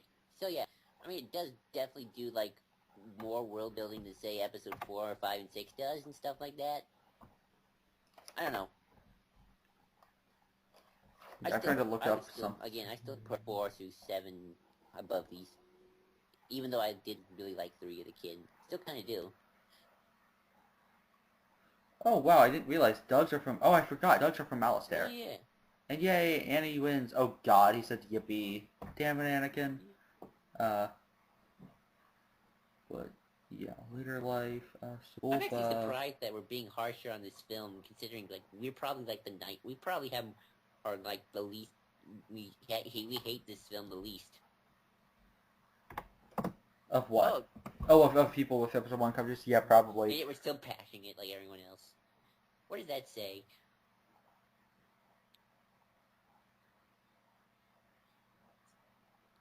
You know, here's something I want to talk to you about, again, since episode 7, and I feel bad we keep bringing up episode 7, I mean, though we kind of have to, because it's like the big thing until Rogue One. The thing I've noticed from certain people, and not everybody, not everyone obviously gonna have this opinion, and maybe I'm just, generalizing here, but I feel like, and this is probably something Captain Logan said, the more you watch episode 1, the more you realize its flaws. But I feel like it's almost the opposite for episode 7 sometimes with some people, at least for some people I've talked to. The more you watch episode 7, the more you do like it. I mean, I've noticed it. For me, it's the opposite. The more I watch it, or the more I think about it, I don't. Really, I still love that film. It's just, I start to find more problems with it. I mean, I probably when watching on DVD. I mean, it would be interesting. Oh, look, we just saw that one guy whose Max somethings. Oh, look, there's one of those droids. But what's interesting is that family, that blue guy, we see during the pod race, they introduce his family, and he has 2 kids, and his wife is there with their newborn child, saying that they just I missed the blue guy, so just then, like just 2 days before their child was born, and they just rushed the wife over from the hospital to watch the race, and the guy dies. Yikes. And it's like, no, I love how Crack did a video on that, and they were like, holy shit, like, what happened? Like, you traumatized so many. Or, like, nobody was traumatized. They should have been. Have you ever seen, a YouTuber by the name of Sam's channel? Yes. Do you like him? Sam's cool. He's awesome. I disagree with him on Amazing Spider-Man, though. Oh, yeah, I heard about his name. He's one of those big defenders of the episode 7. I always watch his Twitter feed. Anywho. But I thought he didn't like episode 7. No, he loves episode 7. Is this the same Sam's channel we're talking about? British guy? Yeah, probably. I'm forgetting. No, he really liked episode 7. Here, I'll send you the link on my thing. I'm trying to think who it was, because somebody within that community said they were really... Oh, yeah, I think I know who it was. It was Alex when he was talking to Sam. And how Sam was happy and how he wishes he was as happy, he loved the film as much. No, this is a different Sam. This is a... Hold on. What? British guy. Yeah, I think yeah, we're talking about the same Sam. No, I thought what Alex was talking about when he talked to Sam and how Sam liked it and he didn't. are you sure this is the same Sam? Because I don't remember Alec talking to Sam when. Or maybe not Alex. Somebody was talking about how they had a conversation with Sam. Maybe it was not Kirk. Was it Anthony? No, because Anthony did like episode 7. No, I remember Alec. Are we talking about superhero enthusiast Alec? I feel bad for our commentators. They don't know who we're talking about. It doesn't matter. But the thing is, I don't feel like Qui-Gon doesn't just let Shmi come with them. Yeah, that's weird. Why couldn't he free Shmi? That would have solved so many problems. Like seriously, why did he not just help her escape? And what? Don't be like, oh, honor. Yeah, try and have honor when talking about slavers. Yeah, that's gonna make real Plot sense. convenience. That's why. I mean, I guess it's maybe that they don't want to get in trouble with the Hutts. Eh, But I don't think the Hutts give a shit about Watto. of course they don't. He's Watto. Nah, he like has poker night with Jabba constantly. Oh, yeah. He's Bid Fortuna's kid. You know Java, like, that Hutt, his Jabba's son from Clone Wars. Yeah, that's weird. Watto is his godfather. Yeah. Yeah, Like, no, it's actually Zero the Hutt. Yeah, there's a... Which I wish 3PO was like born during the events of this movie. I just realized that. Reveal's always kind of boring. Because he was activated for the first time during this movie. So that means that he's only really known Anakin for like 3 days. That's kind of... Well, as far as we know. Well, it's more like a month has passed, but still. As far as we know, at least. Oh, which by the way, here I think is where we get like the... Yep, there's the Maz Kanata cameo. Really, Maz Kanata? Oh. No, remember that rumor, that stupid, idiotic thing about how, oh, that doll is Maz Kanata. Really? I didn't know that. Yeah, it's so stupid. It looks nothing like her, but people are idiots. But what's interesting is remember that shot, that teaser trailer, or not teaser trailer, that teaser image of Anakin like walking, but then it's Vader's shadow. Oh yeah, that was a cool image. God, I love that. That's awesome. I almost wish that was in the film. It would be too on the nose, but still. Which actually, we need to stay till the end credits because the final moments are Vader's first breath. Really? I did not... Is this in just the Blu-ray? Nope. Every single version of the film, including the theatrical release. I did not know that. I've never watched the end credits. I didn't even know there was an end credits scene here. It's not an end credit scene. It's just after the music ends, you get... Oh, I didn't... No, it's... Oh, yeah, sorry. Whatever. I need my Vader voice-changing helmet from Episode 3. Yes, I own that. It's cool. awesome. I saw the commercials for that. It was cool. To which, when we get to Episode 3, it will just be me gushing about toys the entire time. Well, I have more nice things to say about Episode 3, because I used to have a love affair. Yeah, because it's so awesome and important to my childhood, and nobody can ever take that away from me. Nah, thankfully, I can grow bitter about something, even from now I can't. Oh, here comes Darth. Okay, so now the plot's gonna start once again picking up for me. Oh, no, here the plot actually begins again. And I have this speeder, I think. Yes, you have that speeder. And I love this speeder. Your city and zoom on it. Yep. Yeah, you can actually see during the bat chase in Dark Knight Rises, I'm actually on my speeder as well. Which is a joke that nobody will get but me. I really wish I was a Batman film and that film was being filmed, because I probably could have been like... Extra. I could have seen the set. But alas. In fact, I remember the newspaper articles for the film. But yeah, back to Star Wars. We have a lightsaber fight going on, and... Cool. It's awesome. I love the fact that we get to see, the lightsaber stuff. And then, like what Qui-Gon says, he's in his prime and everything. Like, I love seeing a Sith that's not just a Sith, but like a Sith in his prime, not some 10-foot tall asthmatic guy as Palpatine calls Vader. Which also, I love the fact that you don't. I almost wish they didn't reveal the double-bladed lightsaber. Darth Maul is funny, but. Because I love the fact that it looks like just a really big hilt until you actually see the double blade. Actually, you're wrong, because in Plagueis, they retcon that Maul's not a Sith, he's just an Inquisitor. Well, he's not really not an Inquisitor. He's a Dark Adept. Well, no, actually, he's still a Sith by the end of the book because the thing you have to remember is, uh, Plagueis got rid of the role of two. I never read the book, so I just remember stuff I've heard. I thought they retcon. I thought he was only allowed certain knowledge. No, I might be wrong. He might not be on knowledge, but I'm pretty sure he actually is full on as Sith because, or at least the very least, well, he's still an acolyte, but it's not because he's not a true Sith. It's just because he hasn't finished his training yet. Oh, but it's not that he's not a real Sith. The thing is, Plagueis actually got rid of the role of two, and began a new thing that I always forget the name of. But yeah. Yeah. Well, okay. Then I can go back to my original point. The thing about Darth Maul, I feel like he could have, if you just written it a little better, give him some more depth, or just more to do. You don't even need him depth. I don't think Darth Maul is a character you need depth. Kylo Ren is a character you need depth for, but not Darth Maul. But if you gave Darth Maul more to do, maybe with some more scenes, he could have been like the quintessential Sith. Sith. You know what I'm saying? Like, yeah, definitely. Darth Vader. I mean, Darth Vader's a Sith. Don't get me wrong, but he's not a. But Vader redeems himself, and he's very specific. And he's very crippled. And he's crippled too, because of the suit. And Count Dooku. This scene's ruined by Jar Jar's feet. Scene's ruined by Jar.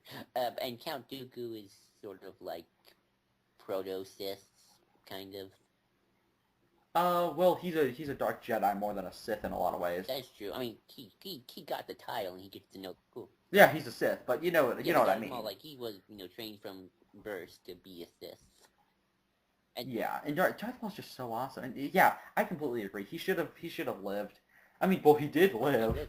The old master. Well, that's gonna be so cool. I don't care. I really hope he becomes. Which when did he have the time to whittle that? Maybe he's. I don't know. I really don't know.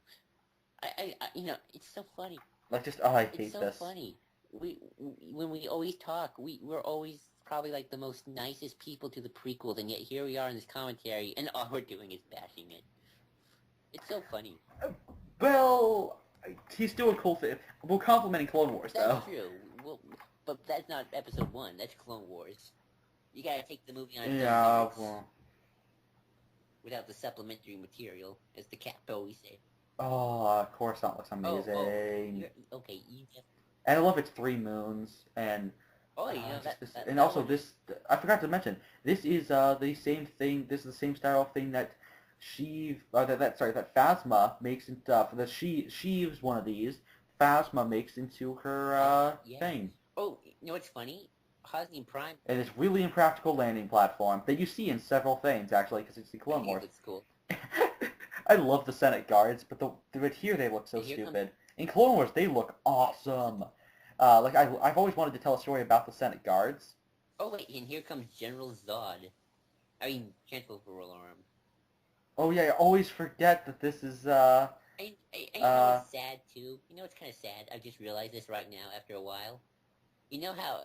Terrence Stamp. Yeah. You know what I've always wanted to see. I want to see this. I want to see the nostalgia critic do a nostalgia critic of Phantom Menace.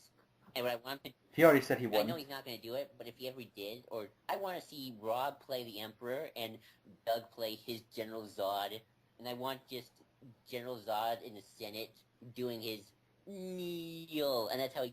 You will kneel before Zod? No. Doug always just says, kneel, and then you have Rob doing the Emperor thing. Well, I mean, he's done one of that. Like, remember his running for president thing? I love that. That's amazing. Especially his all women everyone will have to go mustache. Yes, including women. I see some of you have already started.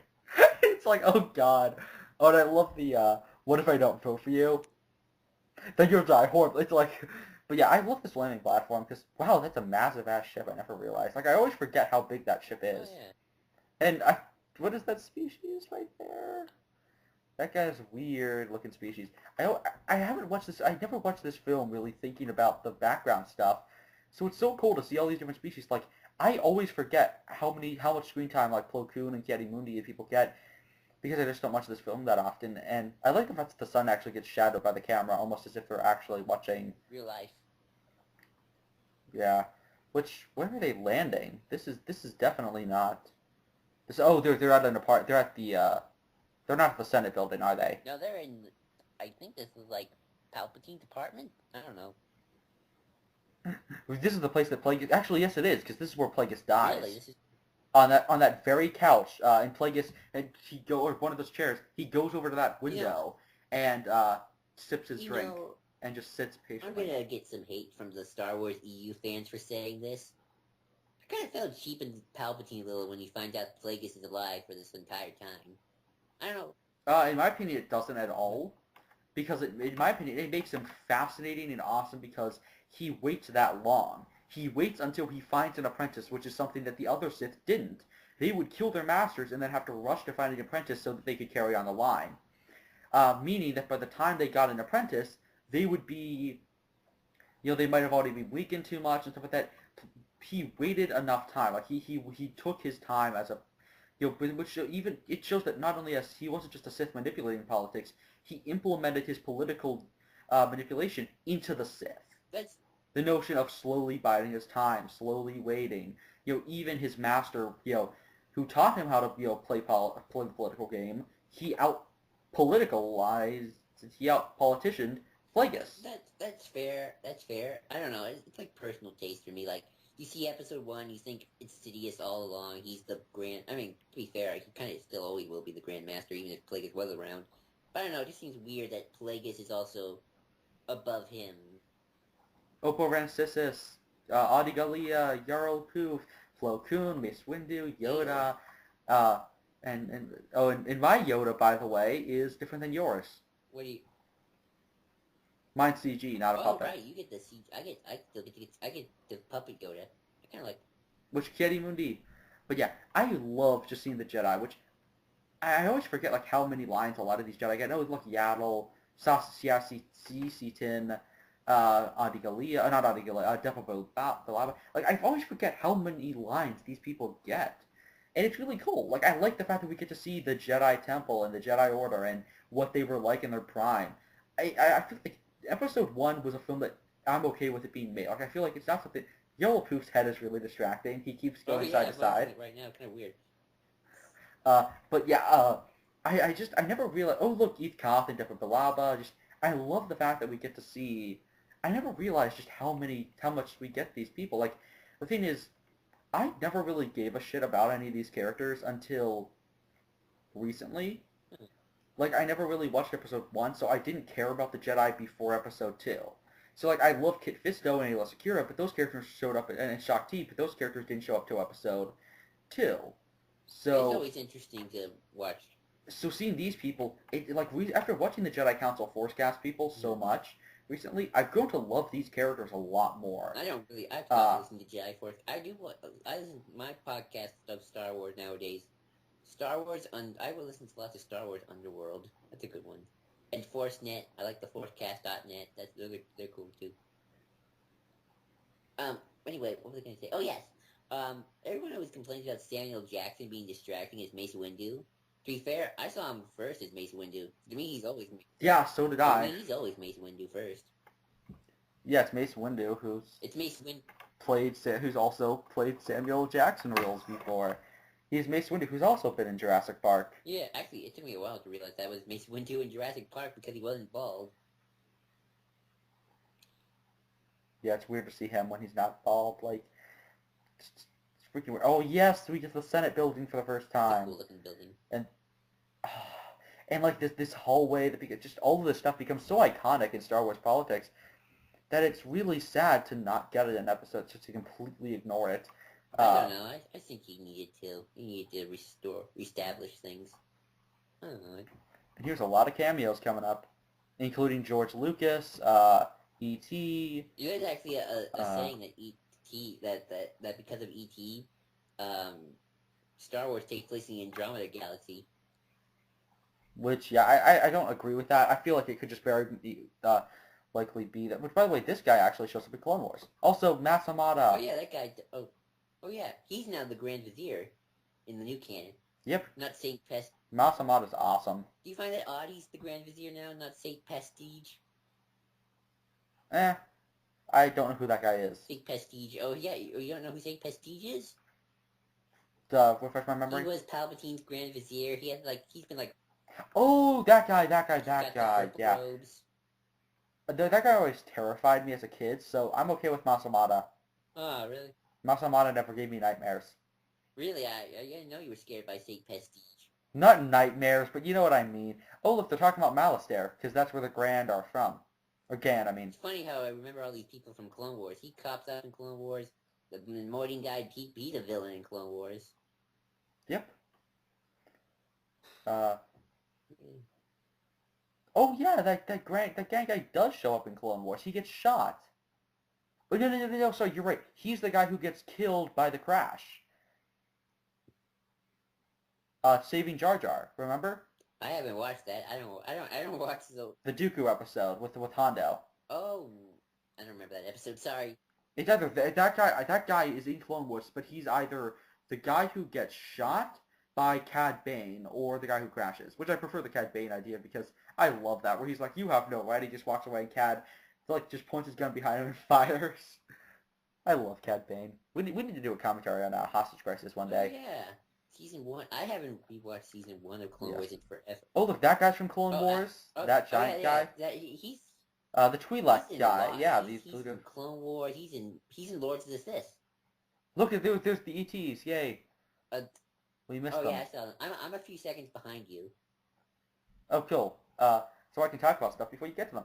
Which, yeah, I love just the whole, I vote a no confidence, which I love how anytime there's like a big speech, or a political speech or something in a Linkara review, he always randomly is like, I vote no confidence in Chancellor Valorum. That's become like a joke to a lot of people, even not just Linkara, just everybody. I don't know.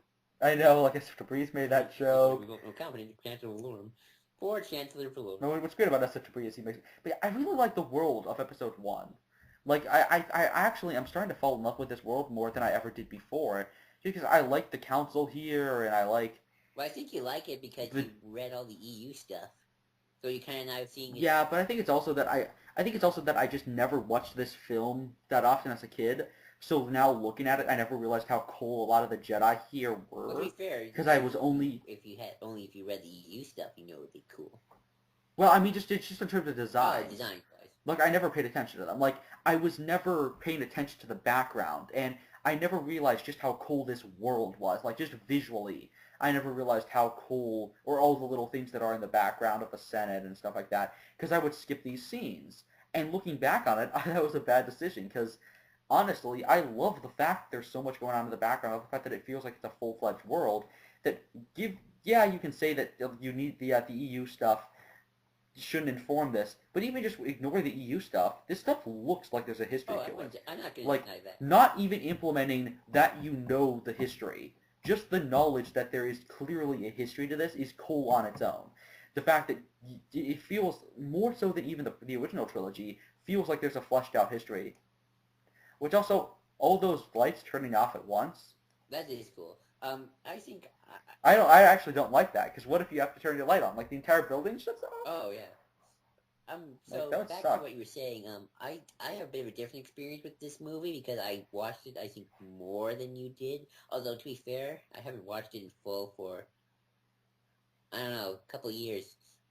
But I definitely watched it probably more as a kid, and as, like, a teen. I think it was around when I was starting to get, like, 18, maybe 17, that I finally started reverting more to original trilogy. Well, that's when I started really liking that stuff again. But yeah, I think I always remembered these scenes a lot, probably. I love his face here. Just the smile on his face when he's like, I'm surprised to be certain. It's like, which again, this is the night that, oh look, they mentioned Bail Antilles. I didn't realize that. I remember that. I found it. Wait, yeah, because Bail Antilles it's not Bail Organa, but it's, Bail Antilles is a senator who you actually see in this movie. He is, what's her face? Bail's wife's brother, I think. Because Antilles is a family line that has constantly been related to the Organas, to the House of Organa, since it's throughout most of the history of Alderaan. Yet has no connection to the Antilles of Corellia, which is Wedge's family. I find that odd. Because Wedge's family were just simple archaeologists on Corellia I find who that got killed by pirates. Oh, here comes a cool scene from Palpatine. I like how he's trying to persuade her not to go, and yeah, you And this is the night that he kills Plagueis in this very really room. gotta read the Plagueis book. But yeah, It's this night in this room. Plagueis walks in afterwards. I haven't read it yet. I own it. But yeah, Higo Damask, who pretends to just be the banker for him, walks into that room after they leave. So right as they're having this conversation in the Jedi Council, the Dark Lord of the Sith has been killed. oh really? It's funny because Or is suffocating right now, and Palpatine is giving this epic speech over his body, and just is amazing. And then once he dies, his last breath, which maybe not his last breath. yeah. He could be alive. Like, maybe in the next. Maybe he'll return in how many years has it been? How is it gonna be? since No, '99. how is it gonna be in Star Wars time? It's, Oh, hold on. Okay, it's 19 BBY is episode 3. 3 years back from that would be 12 BBY. Uh, so then, Battle of Endor. hold on. So 12 BBY, so 10 BBY. Uh, so Mass. or sorry, that would be 22. So then 22, 32 BBY plus uh 2, about 50 or 60 years. Hold on, I'm gonna. Can you keep talking? So yeah, folks, maybe it wasn't his last breath. So yeah, this is. I don't know. I always like the stuff on Coruscant a lot. Let me get. So yeah, I like the stuff on Coruscant a lot. I never thought it was that boring. I always thought the plot was pretty interesting, actually. Even without the EU stuff, I didn't have much trouble with it. I definitely like Coruscant. Oh, here come many chlorines again. Pretty coming up soon. Thing coming up soon. I can't talk. Sorry. Oh, and I always kind of got a little confused at first. It's 65 years. So yeah, in 65 years, who knows? We could see Plagueis return. Maybe, maybe not. I'm kind of leaning towards not nowadays. I don't know why. All right, well, we'll get into that later. But yeah, here comes the scene that everyone hates because I don't think, understand it, or George doesn't understand necessarily what I he's think it's saying. a bit of both. But To be honest. yeah, I think George just really badly misworded this. Like, I think he had an idea that made sense, or at least that wasn't as extreme as everyone thought it was. I love R2 watching the ship dock. Yeah. Not many chlorians. How many coins? I feel like it's a useless. It's something that doesn't need to be added in the film. But yeah, microscopic residing in all living cells. They live inside me, inside your cells. Yes, we are symbiotes with them. Life forms living together for a mutual advantage. See, life forms living together for a mutual advantage. They are just without many coins, life could not exist, and we would have no knowledge of the Force.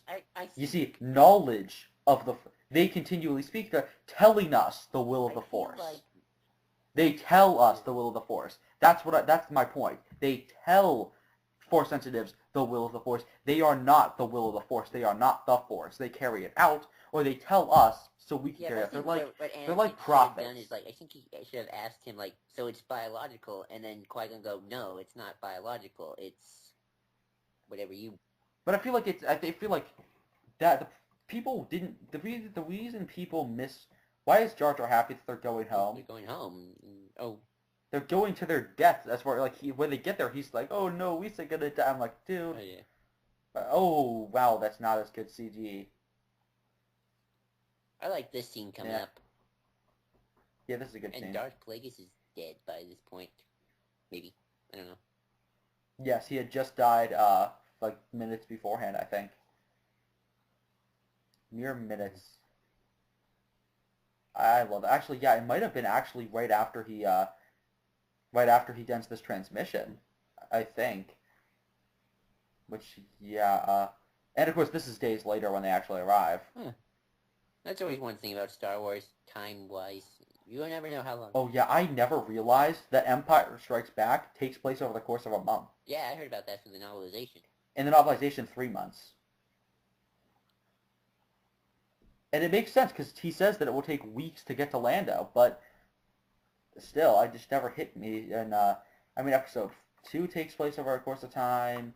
Episode 1 takes place like that. Episode 4 also. They spend weeks with Obi-Wan But flying to Alderaan. yeah, it just seems like yeah. Well, I guess that's the problem with movies. You know, the I mean, episode 7 actually takes place in like 2 days. well, I think it should. I think it makes sense for it. I mean, unless they spent a lot of time in hyperspace. Well, I mean, well, it's possible that they actually spent a lot more time getting ready to attack Starkiller Base. I But no, because Rey breaks out, and then we keep cutting back to her as if it's one single event. So no, it's still one thing. what about their time in the Falcon? They don't, but that's very short because because we get scenes between Snoke and everyone, or Kylo and everyone that act as if it's been only a passage of Oh, time, okay. But anyway, like just the way that Kylo acts. back to episode 1.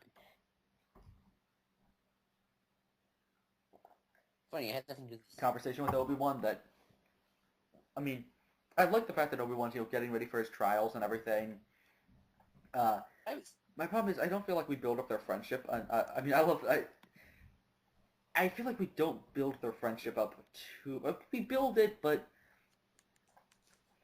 I don't know if we do as much with Obi-Wan as we should have. I get they're trying to hype up Qui-Gon. I got hype up, but use Qui-Gon, and I think he used Qui-Gon well. My only problem is maybe he shouldn't have died in this film. He probably should have been like the first casualty of the war. Or just use Obi-Wan full on. Yeah, but I like the idea of having a Yeah, master. that's true. Like having Obi-Wan as a Padawan is fine. My problem is he just doesn't act like I always Obi-Wan too found much. the trials part interesting, and I always was sad they never did anything with it. At least in the movies. Who? They need you. They do it Who? a lot. Who? The trials.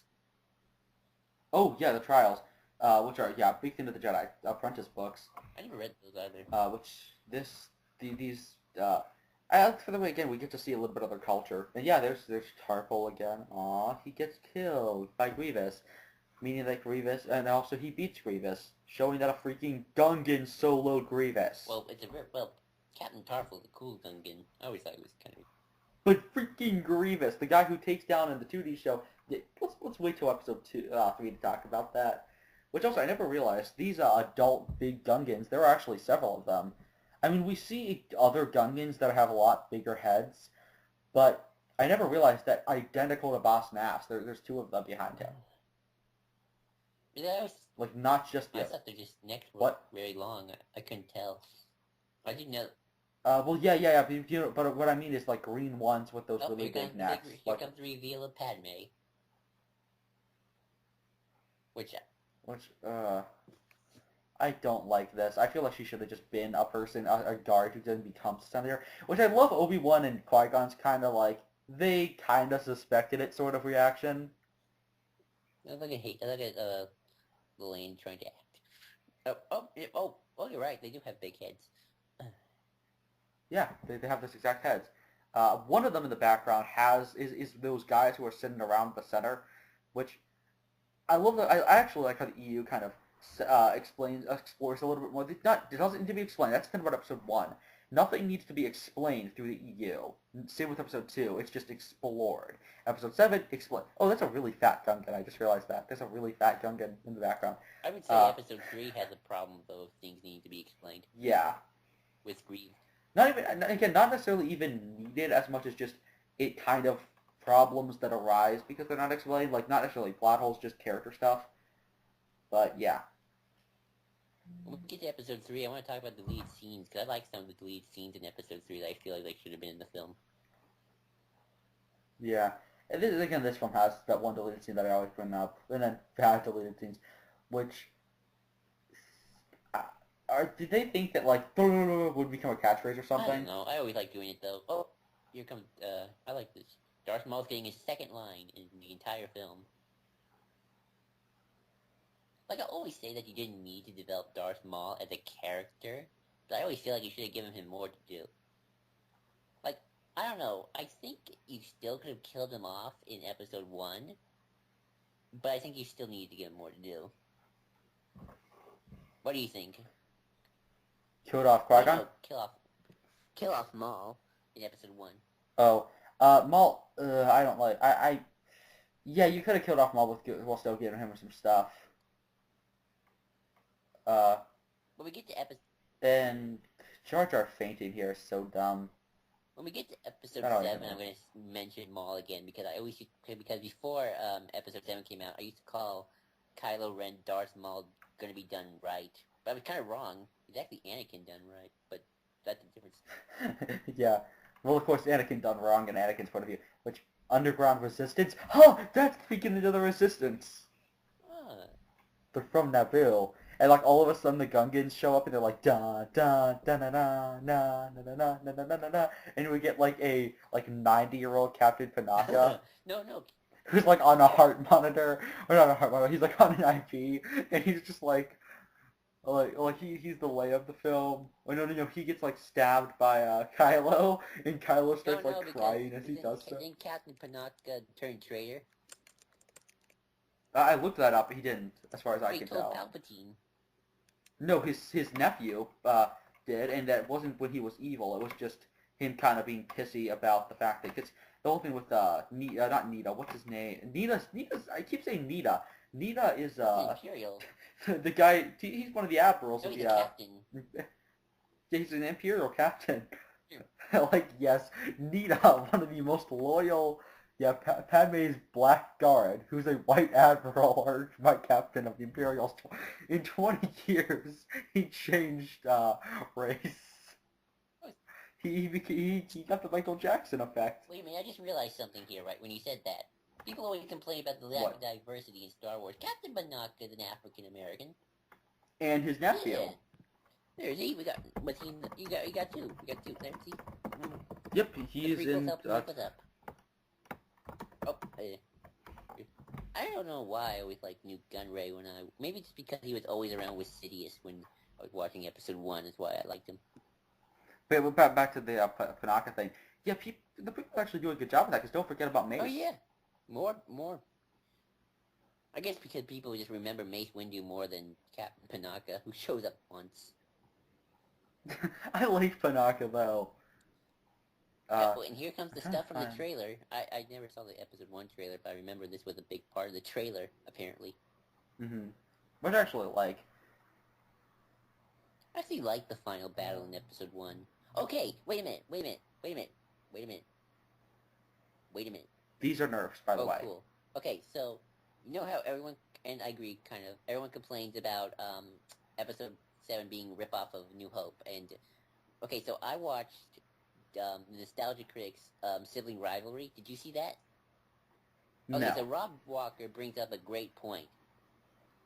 Episode 1 is pretty much New Hope, too. I mean, think of how it ends. You have a battle on the ground against an alien race against evil people. You have a battle in space against, maybe not a super weapon, but still a space station. And you have a lightsaber duel. Sound familiar? I feel like episode 1 was a clever enough twist on No, that. I think Doug Walker put it best. That episode 1, although he did it more critically than probably we feel, that it got so wrapped up in its own madness that it just feels different. You should watch the Sibling Rivalry. I think it's a good explanation. And what I feel like with episode 1, though, first of all, the lightsaber duel happened. There wasn't a lightsaber duel in the end of that film. No. Actually, if you think about it, episode 1 is ripping off the ending of Return of the Jedi a little bit, except without the emotional impact. And no, not really.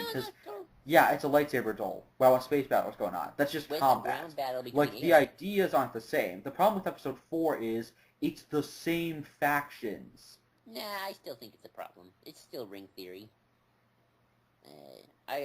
You think it's a problem here?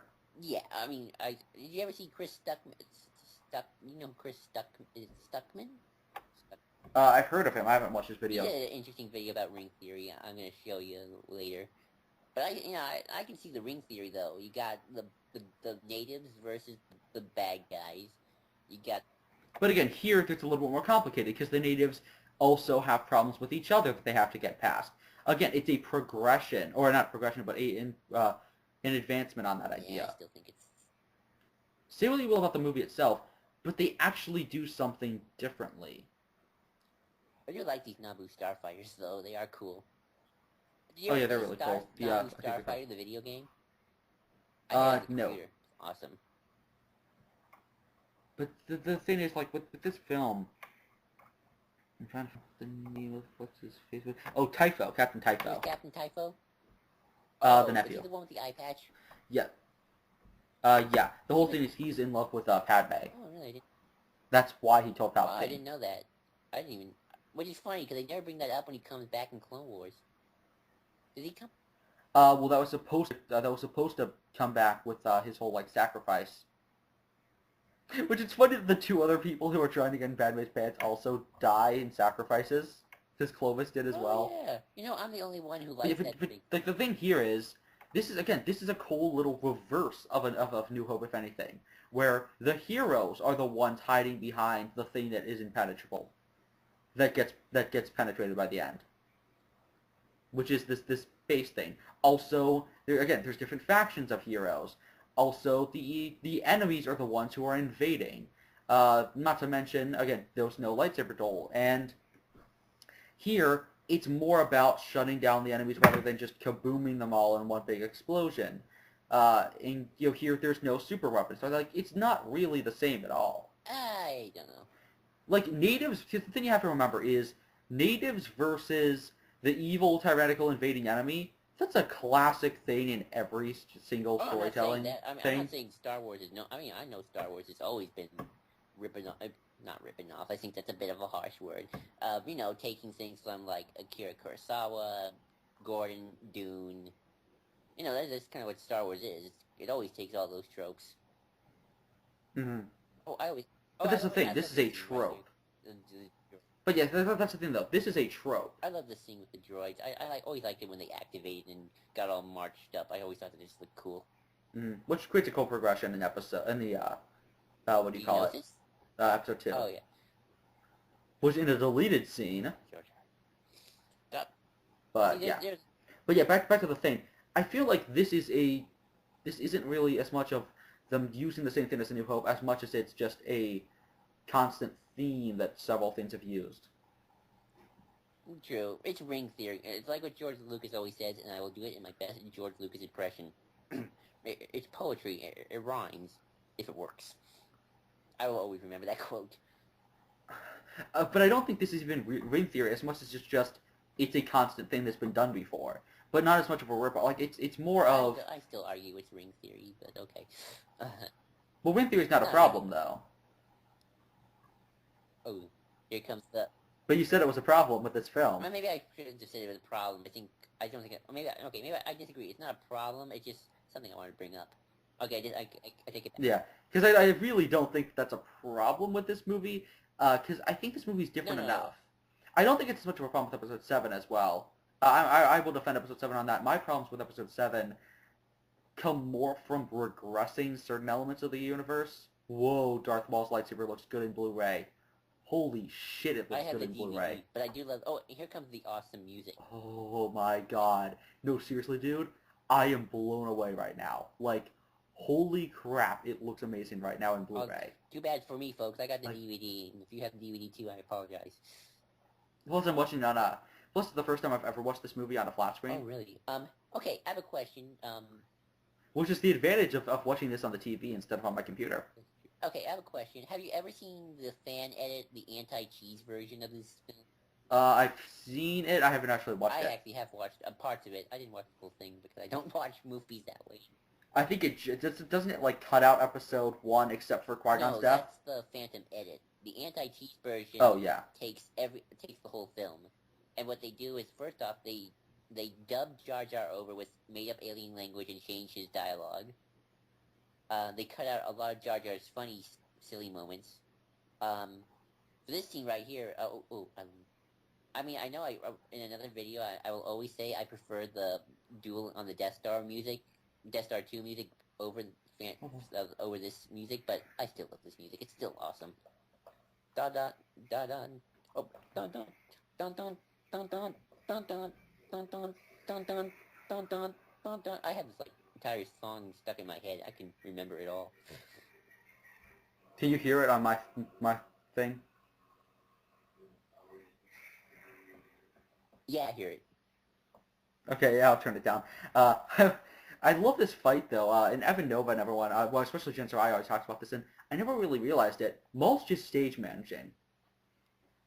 Like he's just stage man. Like he doesn't break a sweat, and it's not just that he's a really tough fighter. He knows what he wants to do this entire fight. Or well, it's that he waits the enemy out, kind of like he attacks them. He has them fight him a little. He has them go at him, and then he, you know, finds their weaknesses and then just exploits them.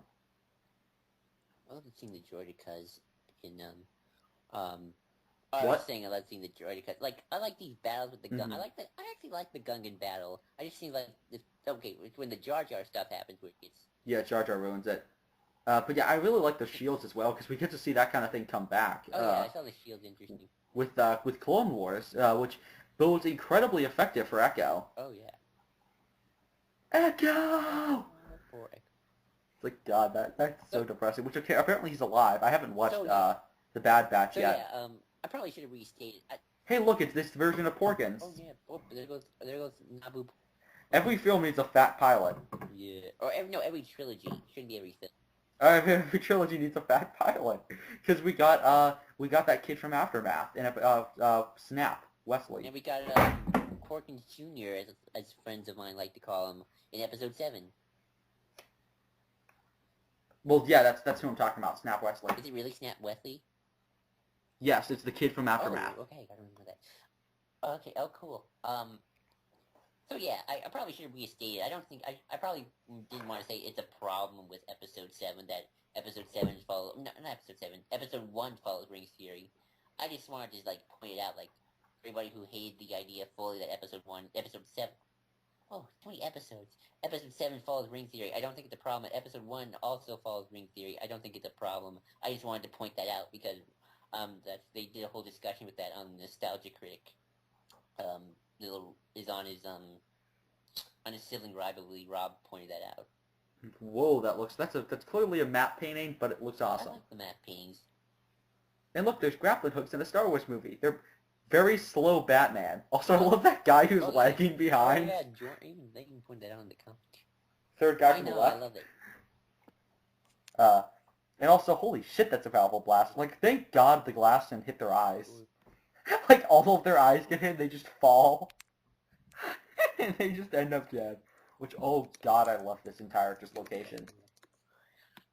Like, this is one amazing... Like, I love, like, hey, J.J. Abrams would have loved to have made this movie. Look at all the lens flares. I think he would have actually done a good job with this film, to be quite honest with you. I know, because everything would have just... This entire fight would have been lens flare. He would have ruined the scene, though. Actually, to be fair, episode 7 didn't have a lot of lens flares, but we'll get to that later. I think it had one lens flare, which was this massive lens flare, which is actually part of a bigger problem, but yeah. But yeah, I think the problem with episode 4 with Ring Theory, or with episode 7 with Ring Theory, is that the super weapon gets taken. The idea of the people rising up against them, that's fine. The thing is, I think the fact that it's that and the super weapon is what gets to people. I'm not saying it's necessarily a problem, I'm just saying that's what people are annoyed with. Whether that's true, we'll talk about in our episode 7 commentary. I feel like I could defend it a little bit. I mean, I'm not going to defend the idea of Starkiller Base, but maybe I could. I mean, I'm sure I can't wait for the EU to take on Starkiller Base. I want to find out so much about that thing, but I feel like I can defend it more. But I'll get it to there when we get there. I love this moment. Just Maul with all his his showmanship. He puts them in this situation, and then Qui-Gon's answer is just to meditate. He's a hunter. I know, I love that. He's stalking his prey. He's walking back. Oh God, that's bad CG on Tarful right there. Or Tarful, whatever his name is. But yeah. Oh, cool. Oh God, that's badly rendered. Those tanks right there were crap. You mean CGI? Because I actually like those tanks. I would have put them in I would have put them as a favorite vehicle of mine. Oh, I did. They're the AATs. Oh, those are the AATs. I always forget. I sometimes forget vehicles' names because I'm better with remembering stuff. You know, I also like the... This is so bullshit. I hate this. Yeah, you win the battle by being clumsy. Although, as a kid, I actually did find this kind of funny. But maybe because I was young and stupid. I do like how it actually skids on the ground. You see, cool. I'm not against the idea, necessarily, of stupidity winning the day. Like I Yeah, that's like it in fine certain things. I like it in cartoons. if it's done Oh yeah, well. if it's done well. Like I don't mind if like you trip and then oops you destroy everybody's the bad guy's super weapon. But I think what the problem is you go back and forth between goofiness and then you got Darth Maul. You, Oh, I love how it's again. I like the fact the grass is actually affected. oh yeah, that is cool. Also, just I always hated the fact that the Lego that got knocked over without I actually actually being like that touched. joke too. Uh, That's one of the few jokes I like. I like a good, just a random flat splat joke. and Droidicas without shields. Well, then again, that costs a lot of energy. I love playing as the Jordica in Battlefront. Yeah, well, I hate playing as them. I just like the look of them. Really, I always like playing the Jordica in Battlefront because you just mow down your enemies. Well, I suck at managing the shields Oh really? effectively. I was always pretty good. Oh, hurt. Oh, wait, And this is the thing that was referenced in Umbara and made much better. that I love how here it's like this cartoony yippee. Well, on the Umbara arc, when they do this exact same thing in this exact same ship, the reaction is live to fight another day, boys. Live to fight another prince. Like, oh god, yeah, there's no. actually Hard case. And then it ends with execute your own troopers, and it's like, yeah, you actually jeez. have a character you You're like, care about. gotta love Clone Oh, Wars. and and What? you have a character you actually care about. And I don't get and you know what? Another thing, I think Anakin. I care about Anakin as much as I did Hardcase. well, I always could tell. I could tell like the terrible way he screams. He goes ah, like there's just sort of like such a fake ah. Like that's how I would act. Oh yeah, I mean, And at least with Liam Neeson, like I don't know, he's still awesome. this is what made people realize he could be an action person. Which also, again, this is Maul just show managing. Like he's putting them where he wants them. Also, here comes the I actually got a little sad when like no, which actually that's a good reaction on McGregor's part. yeah, I actually felt I And I love how he turns, like the way he turns. He's a hunter stalking prey. One is down, turns to the other, and he's. And I love the fact that Obi-Wan's dabbling in the dark side right there. really I guess Like he's starting to hate.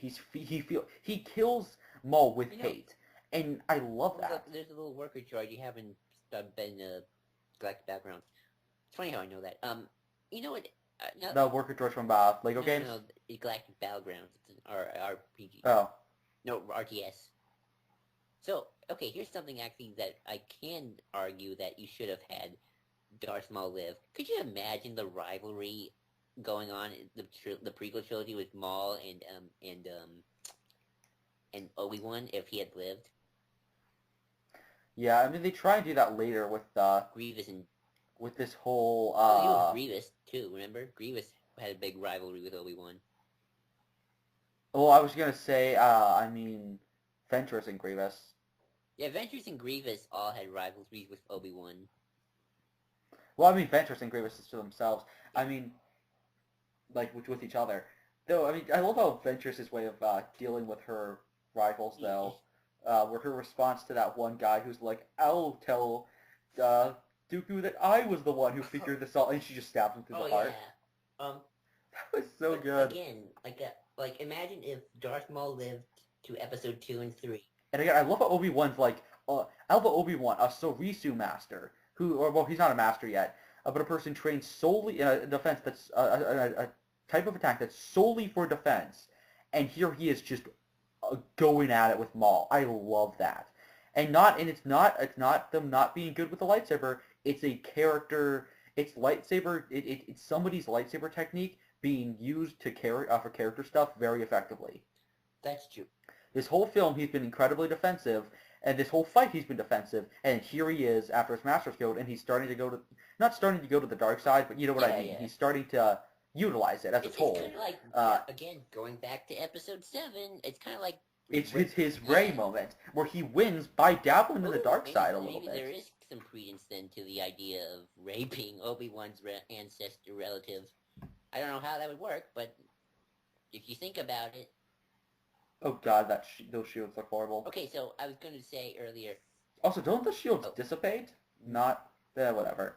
Anyway, but again, like, could you imagine if Darth Maul had lived in episode 2 and 3, and maybe you make Dooku just a politician? Oh, well, that's kind of sad when then you... Nah, just have him be a Sith. I mean, because they're allowed to have multiple Siths since the role of two has been That's true, disabled. but imagine you could have had, like, a little side story with Obi-Wan and Maul going at it until Anakin turns to the dark side. So it's almost like you replace Grievous with Maul, and that duel on Utapau had a lot more impact. Yeah. Maul is... Wait, what duel on Utapau? You replace Grievous with Maul, and then the duel on Utapau. Oh, yeah, the duel. Oh, yeah, I always forget. Yeah, that would work. I mean, I kind of like the idea of Grievous being a Jedi Hunter. I like Grievous. Like, he's not a Sith. I really like... But yeah, I feel like... Story-wise.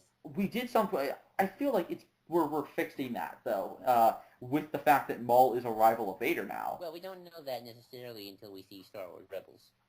I mean that as in, like, he hates he's an enemy of theirs now. I don't know if he's necessarily going to be a rival, but I mean, I do like kind of the fact that it leads to the fact that Palpatine's just like, there can only be two, and you are no longer my apprentice. Oh, I'm not saying I like what they did in Clone Wars, but I'm saying if you didn't need the EU and just did the movies, I feel that story-wise, as a trilogy, you keep the Maul Obi-Wan rivalry. You make Dooku another Sith. I just love watching this right now because we know Maul so differently than this. Oh yeah. Like, this is where for over a decade everyone thought it was his end. Like, look, Ray Park, Maul. Bye, Ray Park. Bye, Maul. Bye. So bye, Ray Park. Hello, Sam Witwer. Who do you like better? Well, actually, you can't really say because... Oh, look at that terrible CGI. Actually, no, you can't say that because Sam Witwer is the voice. It's not CGI. What? I don't think that was CGI. I think that was just a really bad camera angle. No, but when he falls down, you see Maul. Oh, that. Oh, yeah, because you're 2 seconds behind. I thought you meant Qui-Gon's body. And I'm like, how's that his CGI? Oh, right. I forgot. Like, they CGI'd Liam Neeson over Liam Neeson. So, now I was going to say, who do you like better, Sam Witwer or Ray Park? You're like, wait a minute, no, you can't compare that. Ray Park doesn't do the voice. Yeah, though even just in terms of the characters, I like Phantom Menace Maul where he's a stage master, but I also like the idea of being left in that place, not just physically but mentally, like not just like literally being left in place, but like mentally being in the place that he was for so long. He's not capable of that kind of thought. So that like he's not able to manage himself in a battle that well. He's just rage filled. He's just an animal in Clone Wars, and I love that. Where there is no technique, he is just a beast. Yeah, definitely reading the Maul stuff prior to Episode 1 and the... That stuff's a lot better, but I like the Clone Wars stuff. I like... Like, I think, I mean, I like the Phantom Menace era stuff better for him, just because he's more of he's smarter, he's more badass. But this works. I wouldn't say Clone Wars Maul is dumb. I think he was pretty smart. Well, I mean, what I mean is he's a monster. Oh, right. He's an attack like, dog. He has intelligence, but not in a fight. He could, afterwards, he could tell you all this stuff, but the thing is, in the middle of a fight, he's not able to really... I love the fact, like, I never realized how many scenes the Jedi were in this movie. Like, again, they're part of the world, and I never really let that sink in until recently. Well, I'm glad... Because I think I wasn't... Because, again, Episode 2, I think, does a better job with showing the Jedi Order. But here you actually get to see them at their peak without them dying. I mean, they're better in Episode 2. I much more like them in Episode 2. Oh, where they're CGI Yoda for the first time for you. I mean, for me. Wait, this was CG here? Yeah, we know... Oh, yeah, I can tell. He looks different CG here than he did earlier. I still have the puppet Yoda. Oh, you still have Puppet. I got Puppet. I already saw Puppet Yoda. I already saw CG Yoda. Right. So, yeah, it's going to be interesting watching Episode 1 and then seeing what Rebels does with him in the finale, because now he's the old master. I mean, it's obviously Maul. I don't doubt it at this point. Because, he starts off as the monster, and now the monster wants to be the master. Because I think what they're doing with Maul is that he's studying, he's trying to learn more, being a better Sith. Mm-hmm. Oh, you hear the Imperial March. I mean, people have said that he might be the originator of the Knights of Ren. I don't think so. I don't like that. Which also, yeah, bring a child to your burning of a body. Which, by the way, I wish that, I don't know, I think I've seen kids at funerals. Yeah, but they're burning a body. I don't know. I could still buy it. Dude, they're burning a body. Do you know what cremation actually is like? Probably gruesome. Yeah. That's true. But I don't know. I don't know. In the sci-fi world, I can buy it a little more than the real world. Because it's sci-fi fire. It's horrifying. Which also, I wish that Plo Koon and Adigalia had a better reaction to this. Well, to be fair, they didn't. That wasn't written until afterwards. It was Oh, was it? actually. The first two Jedi Apprentice, actually I'm looking at the novelization, the first two Jedi Apprentice books came out before this movie. And they dealt with that. Which, yeah, here's the beginning of the Master and Apprentice. Here's Mace with an actual hood. I like that. I don't know why. I just really like the image of him with the hood. But yeah, why is Boss Nass up there? Which also, I wish they had done the clone. I really like how the funerals Yeah, are. look, you Which get also, some. I love Oh Palpatine's yeah. face. But which actually, in the Plagueis novel ends on that scene. Uh, Oh. it actually ends with him going over and talking to them, to Obi-Wan and Anakin, after that moment. And he actually says, like Obi-Wan's like, yeah, or he's like, oh, so he says something about like his Anakin's past, and Anakin's like, well, I'm not allowed to talk about that, and he's like, well, what do you mean?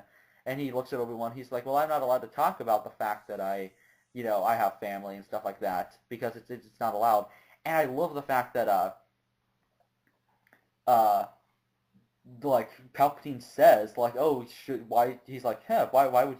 He's like, why would the Jedi shame you? Oh, look, even PL. Next time we see him, he'll be having his neck chewed open by a dog.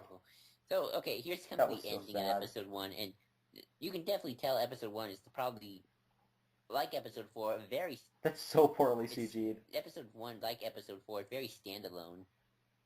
Maybe a little too standalone if you ask me. It's too standalone for the first part of this trilogy. It's good for a spin-off. Yeah, like I feel like. It's a good introduction to this world. It's a bad introduction to a Oh, trilogy. definitely. I feel like this should have been a spin-off film that led to a trilogy. And written and directed by George Lucas. One of those, good. The other, no. Rick McCallum, yay! Oh yeah, Rick McCallum's actually you're awesome. a few seconds behind me. Ahead of me. Oh, I wish George had gotten different. Executive producer, David... Who's Tattersall? I've never heard that person before. Devin Bachwet. Paul Martin Smith. Ben Burtt. Yay, Ben Burtt's awesome. So yeah, final thoughts, I guess. Final thoughts. I liked this film a lot more this time than I think I have ever before. What about you? Well, since I've probably seen it more, still okay. Still probably wouldn't watch. I still probably would watch. This is what I call watch on TV movie, which means if it's on TV, I'll watch it and be fine. But I'm not like gonna be gun ho. I'm not that way with Star Wars. I have to put it in if it's Star Wars. Yeah, I can put it on TV. I actually like watching things on TV because I like having no control over it. But that's a different. I always forget Frank Oz actually voiced Yoda in this. Does he voice Yoda in all the movies? Yeah, I always forget that though. Which he's also in Episode 7, so he's in all but 4. Which is funny. Like, he and Palpatine are in all but 4. He's even... I always forget Terrence Stamp is for Laura. Holy shit. But yeah. He needs more to do. But yeah, Episode 1, it's okay. It's not my favorite Star Wars movie. I would put it below Episode 3, but above Episode 2. But that's still pretty in the bottom. I would put it above Episode 6. You know how much I love Episode 6. I'm just kidding. I think... It's not... Is it above Episode 7? No. I think Episode 7's as better than all the films other than... Look, Brian Blessed, yay. Warwick Davis played Wald. So for me, if I was making a list from least to most favorite... Jabba the Hutt as himself. Oh, that was awesome. That's so awesome. If I was putting a list, I would put it 2, 1, 3, 4, 7, 5, 6. That's just personal taste. Yeah, for me, I put Episode 7 above all but 5. I could see. I could understand why. So yeah. Not my favorite. I don't think it deserves the hate it gets, but I can still see a lot of the flaws. And I agree with you. It's kind of a pointless film in terms of the trilogy. It's okay. But I don't think it's a film that I wish wasn't made or anything. I think that this is a decent film. This is a good... In my opinion, this is a It's not good good. film. It has It's flaws. not good for the It's trilogy though. It's not a trilogy starter. yeah, it's a good Star Wars film. In my opinion, it is a genuinely good film for the Star Wars universe. It's just it didn't need to be the beginning of this trilogy, but at the same time, I think it's a great introduction. But I'm not like with Alex, where Alex is like, this film didn't need to exist at all. I think this film needed to exist. Didn't I think this film didn't need to exist for the trilogy. I think it needed to exist to set up this world. I just feel like this should have been the beginning of a trilogy, or this should have been sorry. There should have been a trilogy after this. I would have said, for me personally, I'm more the opposite. Like you should have done. It should have been episode 2 was episode 1, and then have there be a movie set I would during the Clone Wars, and then have episode 3 be episode I 3. almost would have done this as the trilogy first, then you do the anthology movie with this story. I feel like Yeah, but the point is the point is though you need this to set up that world. Like this is to hype that world up to introduce us to it. This doesn't work if it's not an introduction. Which is another thing. It's not necessarily. It works better as an introduction than it does necessarily as its own thing. I agree with. It's like a very long prologue. Maybe not even a prologue. It's a very long Act 1. Well, Yeah, definitely. No. I would. Well, not even Act 1 because Episode 2 is so I would different. say prologue. A very long prologue. Yeah, almost by a different director, even though it's not. I would say the problem with episode 2 is we'll get there when we get there. But yeah, I would agree. This is the prologue. This is if you're this with a book, this would be the prologue, and then episode 2 would be Act 1. Episode 3 would be Act 3, and I feel like we're missing something in the middle, which is technically Clone Wars, the TV series. That's Act 2. Which is why I say have episode 2 be episode 1, have there be a Clone Wars movie. Well, the Clone Wars movie is episode 2, and then episode 3 is episode 3. The Clone Wars movie is a TV pilot. Have a scene. Oh, look, Michael Smith of Java the Hutt. That's a studio, apparently. That's what that like of, and then like there's one for like of Light Industrial Magic, so that. So yeah, that's just my final thoughts. It's not the worst thing in the world, but I still would watch other things first. I seriously can't get my head around the fact that I really liked this film a lot more than before. Again, maybe it's because I haven't watched this in like 10 years. I quite liked this. I like it. I mean, I don't hate it. I would watch it willingly, if that's what you're asking. It's not like with episode 2 where I'm going to be like, oh, make it stop. With episode 2, with episode 2, you're going to be like, why am I watching? And then the clone then all of a sudden you hear some footsteps, and then like, I don't think so. And then all of a sudden you're like, oh my god, oh my god, oh my god, the entire time. That's true. Like, the last 20 minutes will just be us Oh, squealing. yeah. You know that. Totally. Oh, look, read the novels by Del Rey, which is the people who made the novels. I'm looking at the novelization right now. And of course, yeah, they made all. This will be us fanboying. I think we both love that movie. Even. Oh yeah, I mean, like every time I see like a turbo tank or like an ATTE, I'm gonna be like, oh my gosh. Which, well, I'm gonna listen for the Vader breath. So you keep. I'm gonna listen to it too. Did you hear it? I got it. Did you hear the Vader breaths? Holy shit, they're actually there. Vader's breaths are actually in the film. It's scary. And now here's like a flower or something. Oh, it's spring twice. And now I'm back on the main menu. Do you have the ones where they have like this pod where they have different opening menus? No. The Blu-rays have a single menu. It's actually a really cool one. I mean, they have different ones for each film. No, I got one where it's the pod racing arena. No, mine is because again the Blu-rays have a new menu system. It's just like all of them just have like this holo table that's showing images of the film. It's really cool, but this one actually has I think the worst because its opening theme isn't that cool here, or the theme for this isn't that cool. Right.